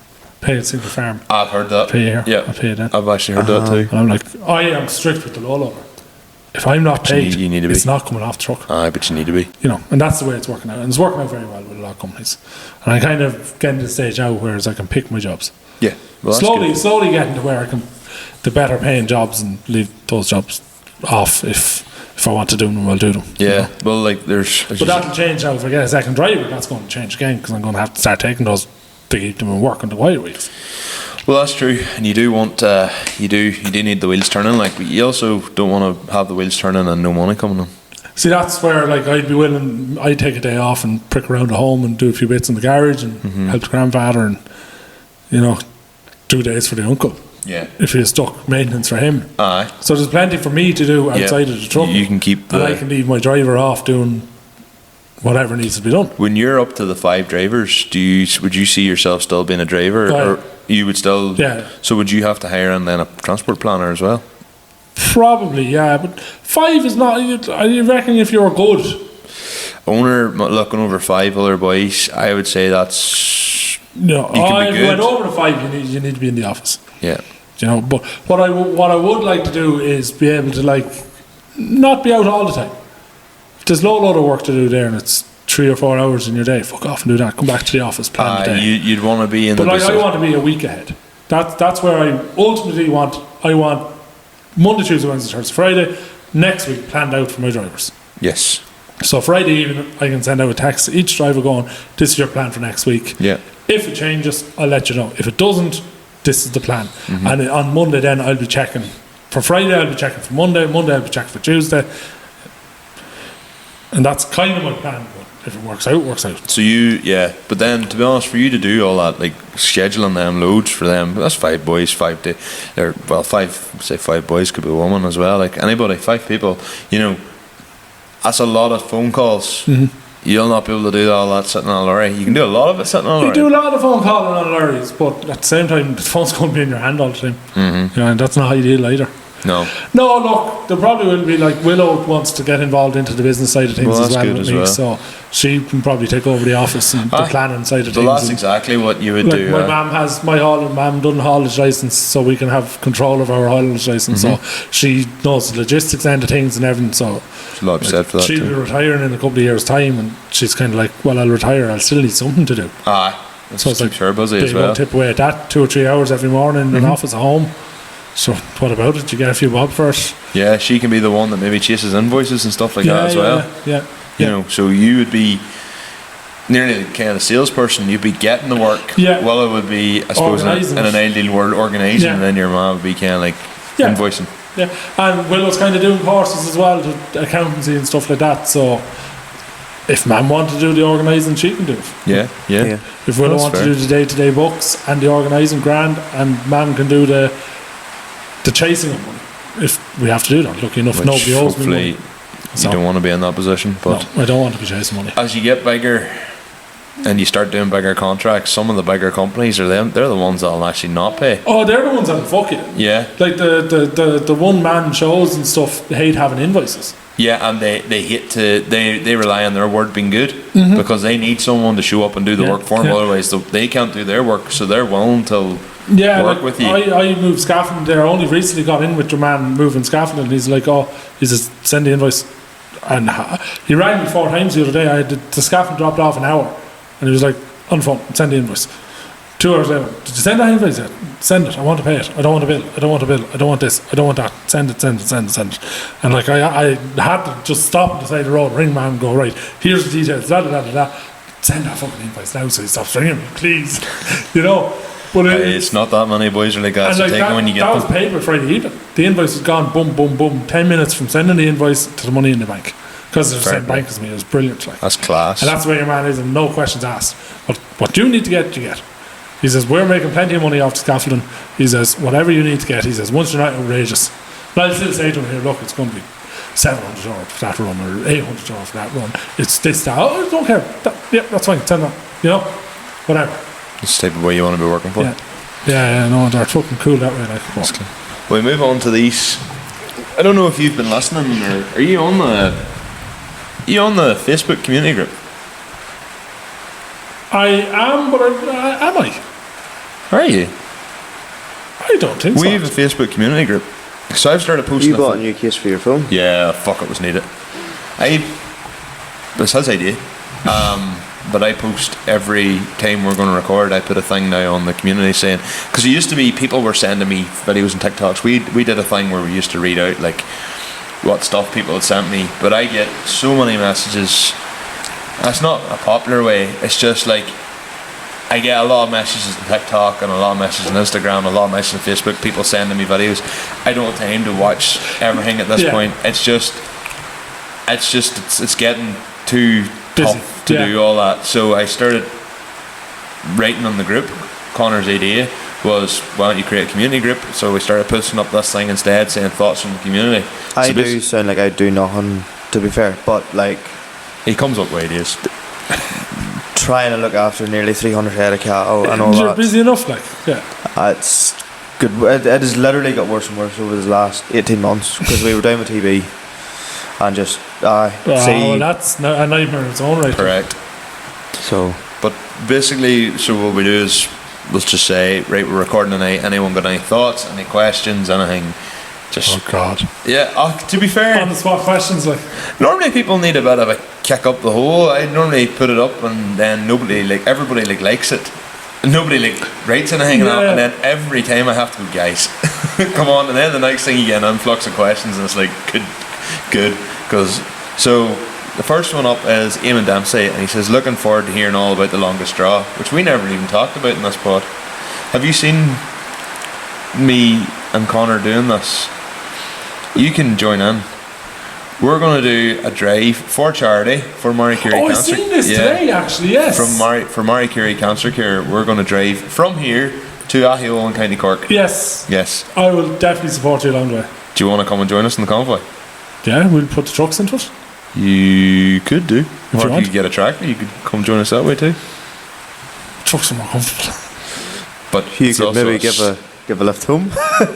I'll bring the low loader and throw them on the low loader. Fuck, that's not actually a bad idea. I was going to ask earlier and I didn't know if it was Is it just tractors or tractor trailers? Tractor trailers. Yeah, I could get 2 trucks down, 2 low loaders, bring you back up. Yeah, we'll do that. We'll figure it out. Yeah, we'll do something. Yeah, we'll do something. Absolutely.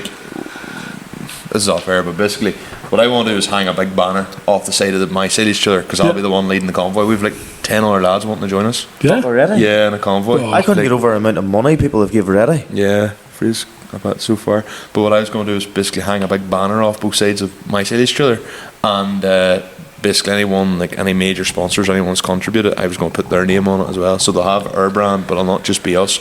We'll be one small brand and the rest. So if you say contributed, it'll be P. Kenna, haulage, Grassmen are going to jump in. They want to do a bit as well. Why don't you put limited slip in the middle of it and then have it like a brainstorm? Design all the way out, all the sponsors. I was thinking about doing something like that as well, but at the end of the day, yeah, we could do that. Because at the end of the day, boys, it's Steve that came up with the idea. He deserves to be recognised about it. True. Like, you know? To be fair enough. I just didn't want to take credit away from anybody else who's put money on. But you're not, because all their names are still going to be on it, and if this picture snapped, people will have time to look at the pictures. Whereas if you're over here in the corner, you look like somebody that contributed. Whereas if you're bang in the middle, and everything's stemming out from you, I'd automatically go, they must have been the boys that organised. You could have that logo there with a QR code below it.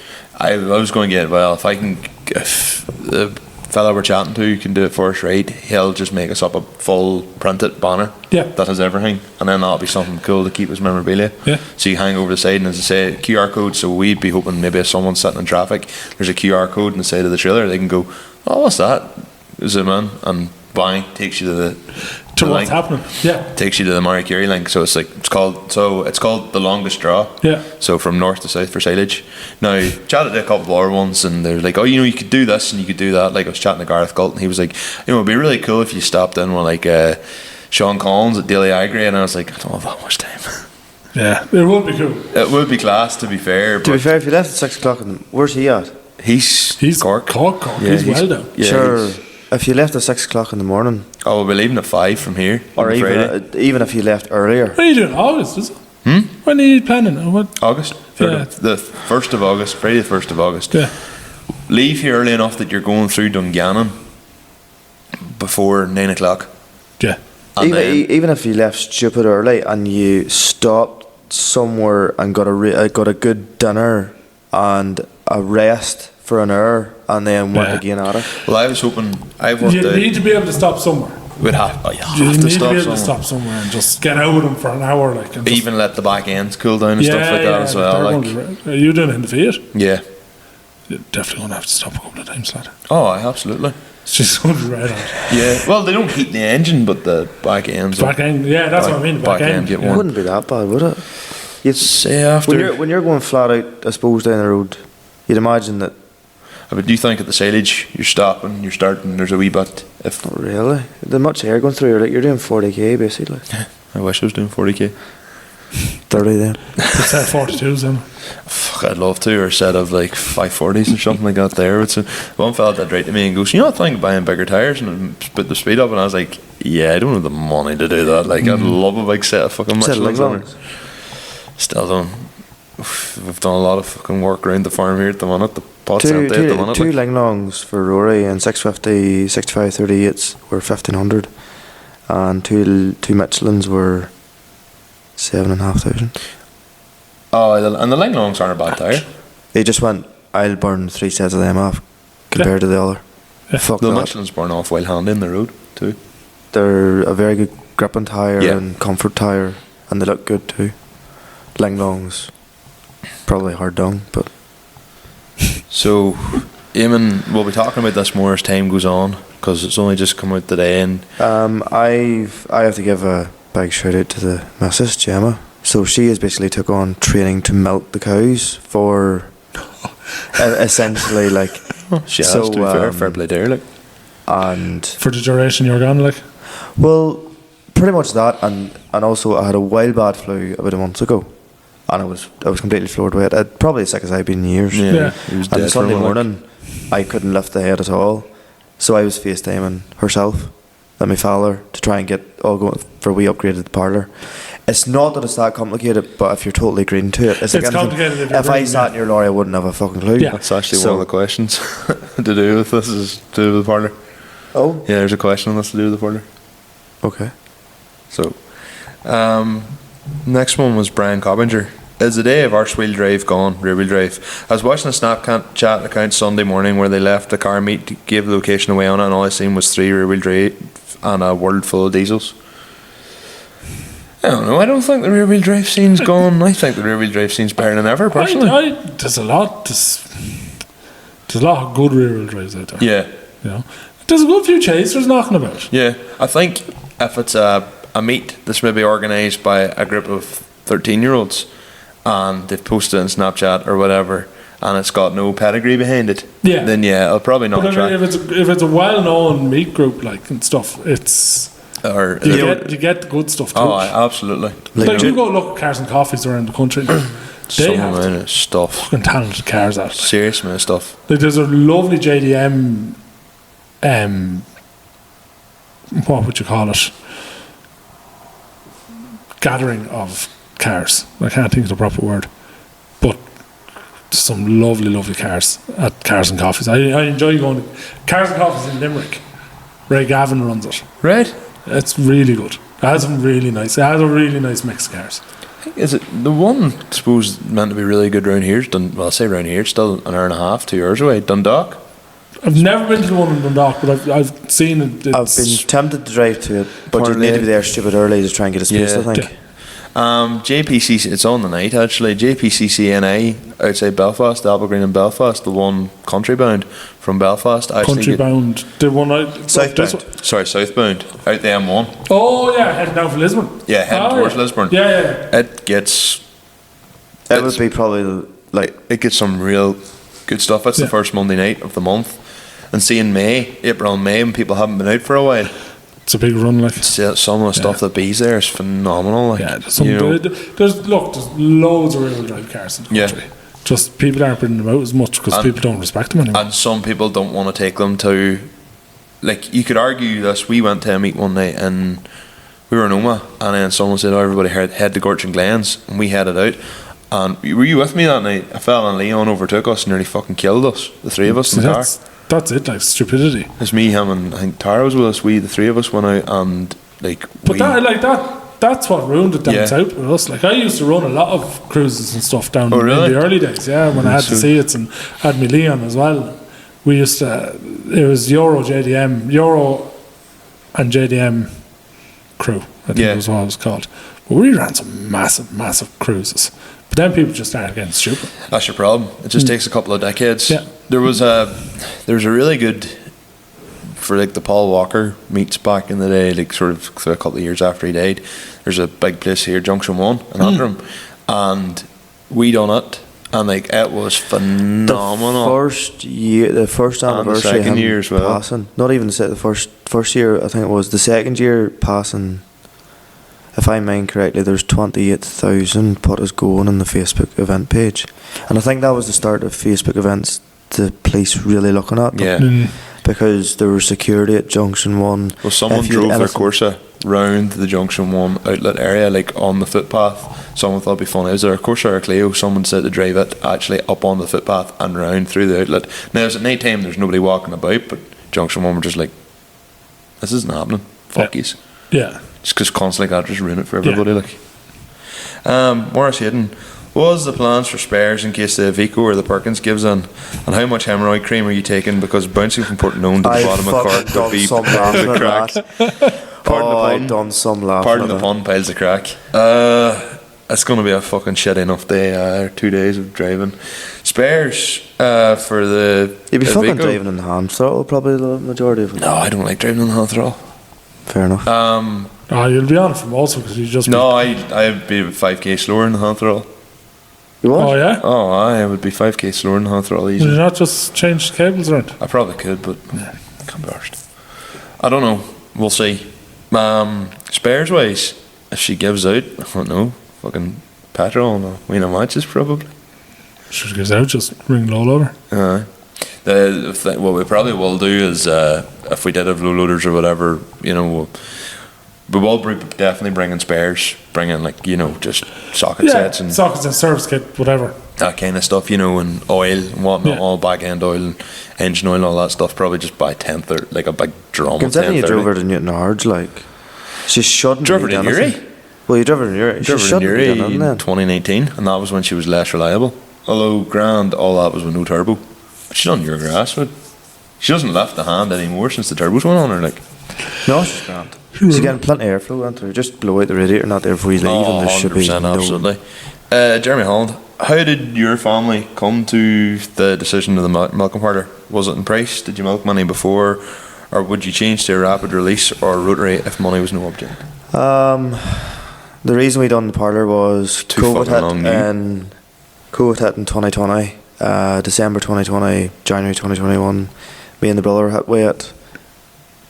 At the time, in 20, I think it was either 20. No, it was 2020. What we done was the parlour we had before was a certain height, and we thought it'd be a good idea to raise where the cow stood 6 inches. So more or less that we wouldn't be stepping down. We weren't really stepping down, but it was done as a great idea. But the actual feed reel for the meal for the cattle, where you could imagine it was sloped down. You raise the cow up, cow has more room. So got to be the case that me and him were both down with COVID. Fowler in his 70s, or just turned 70 I think at the time. He was in milking on his own because we couldn't be near him, because obviously he didn't want to get COVID. And to make a long story short, if you had a small animal and a big animal, or 2 small animals, they would have moved far too far forward, kicking clusters off. Total nuisance. Like you didn't milk the cows without saying the full French alphabet, you know, and the amount of roaring and shouting, and it was a torture. Like, so 7 points swing over as there well. was 2. He done the second day, and I was actually doing the bedding and sweeping of the cubicles, and all I heard was, "I'm fucking doing something about this," and I was like, the Lord has spoken. So it ended up that was in the January. In the March time, it was sort of between, do we buy a stock bull or do we go down the route of collars for heat detection? So brother was pushing for the collars, and while he was out pricing them, he was like, you know, roughly what would be the price of a parlour. And whenever the price was given out, I think it was like not as bad as what I thought it would be. Then it was shown to me, and I was like, change some of them things, and then it was going to be, say, instead of the system they have at the minute, as the first cow comes in, there's like a wee flappy gate, so she flicks that out, and that allows the space for the next one to go in. So the first cow has to go to the very front, and you'd imagine every single cow is a wee individual pen, and they can't fight with each other. So that was a certain amount extra, and cluster disinfectant between every cow was added, but different bits and bobs anyway. So we did a lot of research on it, and we sort of had our eyes set on a certain make and priced Dairy it. Master, because I'm trying to get them as a fucking sponsor. Yeah, no, it was Dairy Master. We always liked the idea of them and the way their parlour was done, and plus I'd been in a couple of parlours with rework and went, they gave me a wow factor where others didn't, if that makes sense. Yeah. So made the decision then. Originally it was going to be 12 unit with room for 16 units, so the parlour would have been longer again, and we scrapped that idea. Just went 14. We're 7 aside, and instead of that, done the deal then to get 2 extra added on, and yeah, haven't really looked back. At the time whenever we started it, we were milking 75 or so, because it was enough for 7 aside. You know, we weren't in it all day. Now we're at 110, because we bought some replacements, kept some replacements, and yeah. See, now to be fair, like at the time, the salesman was like, everything will be better, or like, if half of it's better, you'll be landed. Fucking 95% of what he said was correct. Now, do you have to be in a dose of a parlour to realise what a good parlour is? Yes, it's like anything, I suppose. But no, it's been a grand job. If money was no object, if I could do it again, I'd probably go 20 aside rapid exit,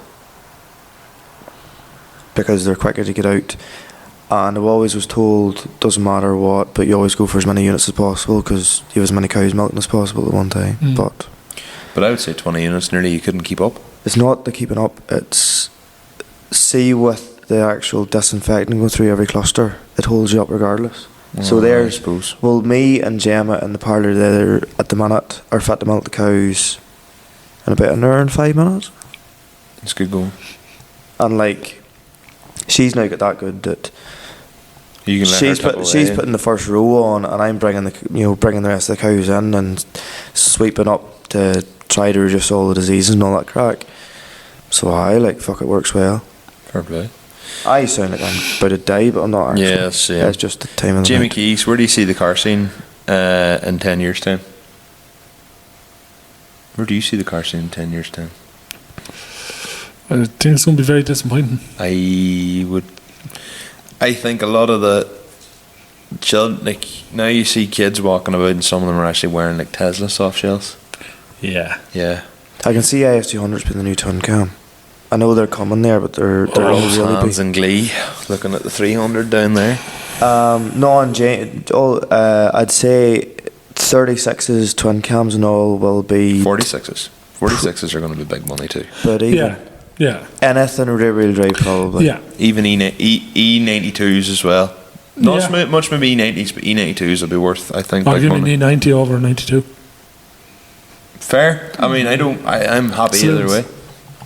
Saloon BMWs. I mean, Every drift car you have, I refuse to get a coupe. it's always been a saloon Yeah, always been saloon. and just weld the back doors. Yeah. Yeah. Yeah. Fair. I I think it's going to be. There's a lot. I think it's going to be very disappointing. Well, look at the 5-year-old cars that we have now. In 10 years' time, they'll be 15-year-olds, so they'll be attainable. You're not going to stand there and be amazed by a 5-year-old Like what's Golf. Mark will- 8 Golf? Like, they're probably one of the very few cars that are still pretty to look at. Yes, agreed. You know, you look at the GR Toyotas, even they're a bit. I can see like the Mark 6 2, well not even, maybe even Mark 6 2 litres, probably they'll find some way of getting 300 brake out of them common rail engines. Yeah. The electronic diffs in the F30s, they'll find a way to get them. Absolutely, if they haven't Because I already know done. they always talk about they'll not lock in first gear, but they'll lock in second gear. They'll find a way around that. Yeah. It's like if 5 years ago somebody said, "Do you know the way that you get sequential gearboxes?" Well, the new automatic gearboxes, they're now changing the TCUs in them. But sure, you look at the BMW 8 HBs. Yeah, they're basically a per They're month sequential. Per month sequential, like, and I'm even. TCU map. Yeah, There's, I'm would you even. know Andrew Finnegan with the Blue Sierra? He's the 8 HP and. He's a 45 in though, which means it's not going to last. No, he's upgraded it. Has he upgraded it? Was it? He did put a 45 on. Yeah, he had a 45 and he's a blue shit. Yeah. And then he put a 70. 70. Yeah, 70 is what I would do as well. Yeah. He's a wizard. Yes. He's class. He's a He'd wizard. be a good friend of mine. Yeah, great lad. A lot of time for him. Yeah. Cool fucking car, I man. feel like electric cars are probably going to die a death, and hydrogen will be the next thing. Yes. In 10 Or years' time. hybrid. Maybe just keep going along with fuel. It was the sister's wedding a couple of weeks ago, and we got two Range Rover Sports that were the 2-litre hybrids. Very impressed. And I was not. I was hoping I wouldn't be, because But you couldn't. it's against me. It's against diesel. But I was. Now I have to say I was. It's 404 horsepower, and you felt every bit of it. Like, Oh, that'd be class. We have to remember too, in 10 years' time, there technically shouldn't be any petrol or diesel new cars. technically. But You look at Volkswagen. Like, my aunt bought a new Tiguan in 2021, and no way in hell would they sell her a diesel. No way in hell. They're dying. There's no diesel. She's after getting a new Tiguan last week. It's 2-litre diesel. And probably They've gone backwards. probably $2,000 to tax. I will. VW done a U-turn on the whole electric cars as well, Yeah. because they can't compete with China. Yeah. And I think nobody can compete with China in terms of electric cars. But I don't know. Like, our phones are fully electric, so The only thing that would change about electric is if instead of lithium they went to silicon carbide batteries. So essentially, some of the new phones coming out this year are using this different compound, and it's like, say your phone has a certain battery, they can pack so much more density into it, and it's still safe. So like your phone would have double the battery life, and some of the big phone manufacturers aren't including it in. It'll probably be like a big feature next year, technically. And they're probably saying that they'll be the next thing for electric cars to be 1,000-kilometre range. I don't want to sit and charge my phone for an hour. Or charge my car for an hour in a filling station. Simple as that. No. I don't want to sit for an hour. Other than that- Life's too busy for sitting there. Yeah. Other than that, it'll be hydrogen. Yeah. Yeah, hydrogen I think is going to be the way. Um, But car scene in 10 years, I think it's going to be a very disappointing thing. I think so. Taylor Jackson, have we had her summer? Fucking hope not, but I probably. hope not. It was beautiful if it was, but I fucking hope not. it's been the weirdest year ever, though, because everything's a fortnight early. Yeah. Yeah. You know, literally. But I've literally today only bought a new pair of Ray-Bans, so I really hope we didn't have the summer. Don't know, we could get a good second one, but it's to be typically June normally holds out to about the third week of June, and then it normally around Donegal Rally it normally just bang, that's when it goes. Around the 20th 21st is when it just goes to shit. So fuck, just out of curiosity, it's to rain on this week, like, I think. Yeah. That is fucking depressing. Adam Fletcher, what does the LSD cars need for the rally? Are you well on, or will it be last minute as always? Oh, you're well on, I'd say. Fuck, still lying on the left, like, so that tells you yours will be fine. Hopefully. An MOT would have been good for my car, but we'll see. I'll chance I it. need a sun strip, but that has not been That's top not priority. priority, to be fair. I need to get a new number plate because the JL one, the 2 started coming off, but the Perros at it too much, so I fucked up there. They're not really issues. No, I still have springs to fit, and You've a bit more work to do. I have a couple of wee more things to do and finish off my gear stick conversion and all that there. So I have a few things to bed. Jamie Higgins, do you ever see yourself working along with Grassmen or Farm Flex? Is that the plan, to go out around different farms and look at all the different levels of agriculture? If you had asked me 2 years ago, I'd have said absolutely. Now, no. I'm at the stage where why would I go and spend time on someone else's farm when I could be doing stuff on my own? No, it's a bit harsh, Jamie, I'm sorry, but it's just, and we're tired, maybe we're sounding a wee bit ratty here, but what I mean is, a while ago I'd have been like, oh yeah, I want to go around different places, but now it's like, well no, I'd rather actually go and do something significant around here, But fix something. like LSD is not typically farming. I know it has a hybrid. lot to do with farming, Yeah. but it's not typically farming. It would be good to explore certain things, like, but it's the same reason we haven't went out and started doing features in people's cars. We talked about doing that as well. There just isn't the time, just and see if not. you do That's get it. a bit of time, you just have to be selfish for yourself and do your absolutely. own thing. Any spare time I get And now, I'm kind of the same with the trucks now. If we get a day off at all, I try to do something with ourselves. Like, Yeah, you know? exactly, absolutely. Or just go to bed. yeah, sometimes. Like, I'm going to fucking hate myself in the morning. Same. Yeah, Yeah, I think we all are. We all will, but it's good crack. Peter Graney, will we ever get tractor themed merchandise? The short answer to that is yes, we will. I need to get Rachel to do some more designs. I have a few ideas. Connor may have some We have to ideas. do trucks now, son. I would like to do something like, you know, like something funny, like maybe like a Scania and a Volvo, kind of like with this kind of like Street Fighter style in the background or something like. Or you with your Poe noise, Laura, and just you going, Joo. Unreal. I'd love to do something like that. I've always weird and wacky designs in my head, and then I have to go speak to Rachel and see. But I would love to do the merch. It's not just like, even like with the twin cam or with the Lexus and the Sierra one like he's wearing, or the 306 one I'm wearing. It's not just a like a picture of a car embroidered on the back. There has to be something about It has to be something a theme about it. Yeah. The original one I wanted to do with the one he's wearing was a Sierra, and one I wanted to say Back Road Heaven because it's tribute to Archie, but because Rachel's in it and she's very much alive. It's her car. I asked her to use her car because she's very much alive. I didn't want to put a bad omen on her, so we just left it saying nothing in the end. And finally, Brian Miller. This is the last question, guys. Is there still a place for two-wheel drive tractors on the farm, and why are there no two-wheel drive tractors new anymore? Absolutely, I think there is. I would happily take a two-wheel drive tractor if it was the right price. But like for all the grassland management, like rolling chain harrowing, you know, I think there's such a stigma against marking ground now. that's yeah. You mark a ground in Connor's dad's field and he comes at you with a pitchfork. No, I come at you with a pitchfork. Whereas I couldn't give a flying fuck. I know, but we have good crops of grass. So do I. Allegedly. Two-wheel drive, modern day, personally, wouldn't have won about me. Not hope now. I think at this stage when you spend so much money on a tractor, One of the biggest mistakes we have had in the farm in the last, say, 30 years was the 399 Massey we had. Came two-wheel drive. That was a bollocks. Should have been 4. I do think, like, They're more manoeuvrable, yes. yeah, good for a slurry mixer.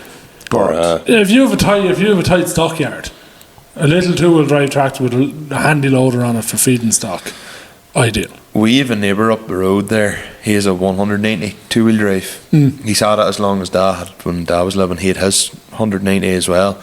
And if that tractor ever, now it's driving about with no side panels on it at the minute, like, but I mean, you get 180 side panels on enough. But if they were ever to sell that tractor, two-wheel drive, I'd have it in the morning. If the funds were there at the time to buy it, I would try and justify, because enough power for a mixer, slurry mixer, 100 horsepower, like good reliable engine, an engine I know at this point fairly well.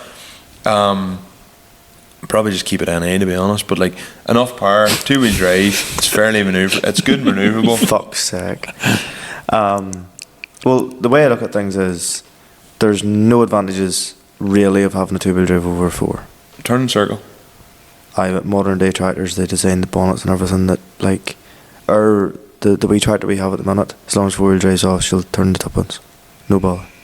And our larger tractor, we ended up in the day getting loader brackets with it. Now that that was done to have the function because we had a loader at the time, now that the smaller tractor we bought last year come loader ready, I'd love to take the loader brackets off the big one, because the turning radius we lost with the brackets being there. Your turning radius is fucking shocking in the 67. It used to be that if I went full lock at all, the back wheel was stuck in the drawbar. It was that good. Yeah. Like it would have blew you away, because obviously the bonnet and all in her is designed that the wheel could turn right up into it. Bonnet, yeah. I got caught out coming on Maguire's. I had to do a reverse going on Maguire's, and I was like, "Are you fucking kidding me? You need to other track and come on Maguire's." Like my 05, whatever is wrong with it, it has a savage lock right hand, left hand is shite. Tie rod's fucked. No, I'm having a mint under it. I've been under it, loads of it, greased the life out of everything. It's just the lock's not in it. I was going to say, just catch me out, because there's a savage lock in that joke. So I swing into my own yard, I swing in left it, and like you're nearly going fuck, and having to stop and go go again. for the wall, like, whoa, bollocks. Fucking lock it, it's just a bastard. It does when you're used to a tight lock. Not having it there is a cunt. Like, you're not joking. As much as I actually enjoyed driving Connor's tractor at the grass, because it was nice to have a bit of comfort for a change. Like him and Porrig tipped away in my tractor and fucked about changing gears and looking at smoke and all, and I was just like, I am happy just to sit and tap away at this and go out the road flat out and not worry about going through the sunroof. It was more the fact of, it was like anything. I got a bit of time on it, and then it was different seeing somebody else, different than him, drive it. He was like, yes. Porrig was like, after the first 5 minutes, fucking about, that's old. Instead of changing from fucking first to second to third, it was first to third. But no, when she didn't even, she could purr and all to do it, like, but She can be a wee bit juddery at times, but so that's a Fiat thing, though, isn't it? I think so. We call it there, boys. It's only 3:38 and it's only like 1:30 in the morning. Do you want to give out your socials? Yeah, I suppose the main one is P. Kenna Drifting on Insta. It's Phil Kenna on social media, on Facebook. TikTok? And what is my TikTok? Is it not P. Kenna Drifting as well? Could be. I don't know. I'll have to have a look. you must be used to very little sleep, because you look fully alive. No, not too bad. It's at Philip Kenna. At Philip Kenna. Yeah. You can follow the podcast on @Limit Slip Differences and absolutely everything. I'm going to cut this one short because I'm way to bed.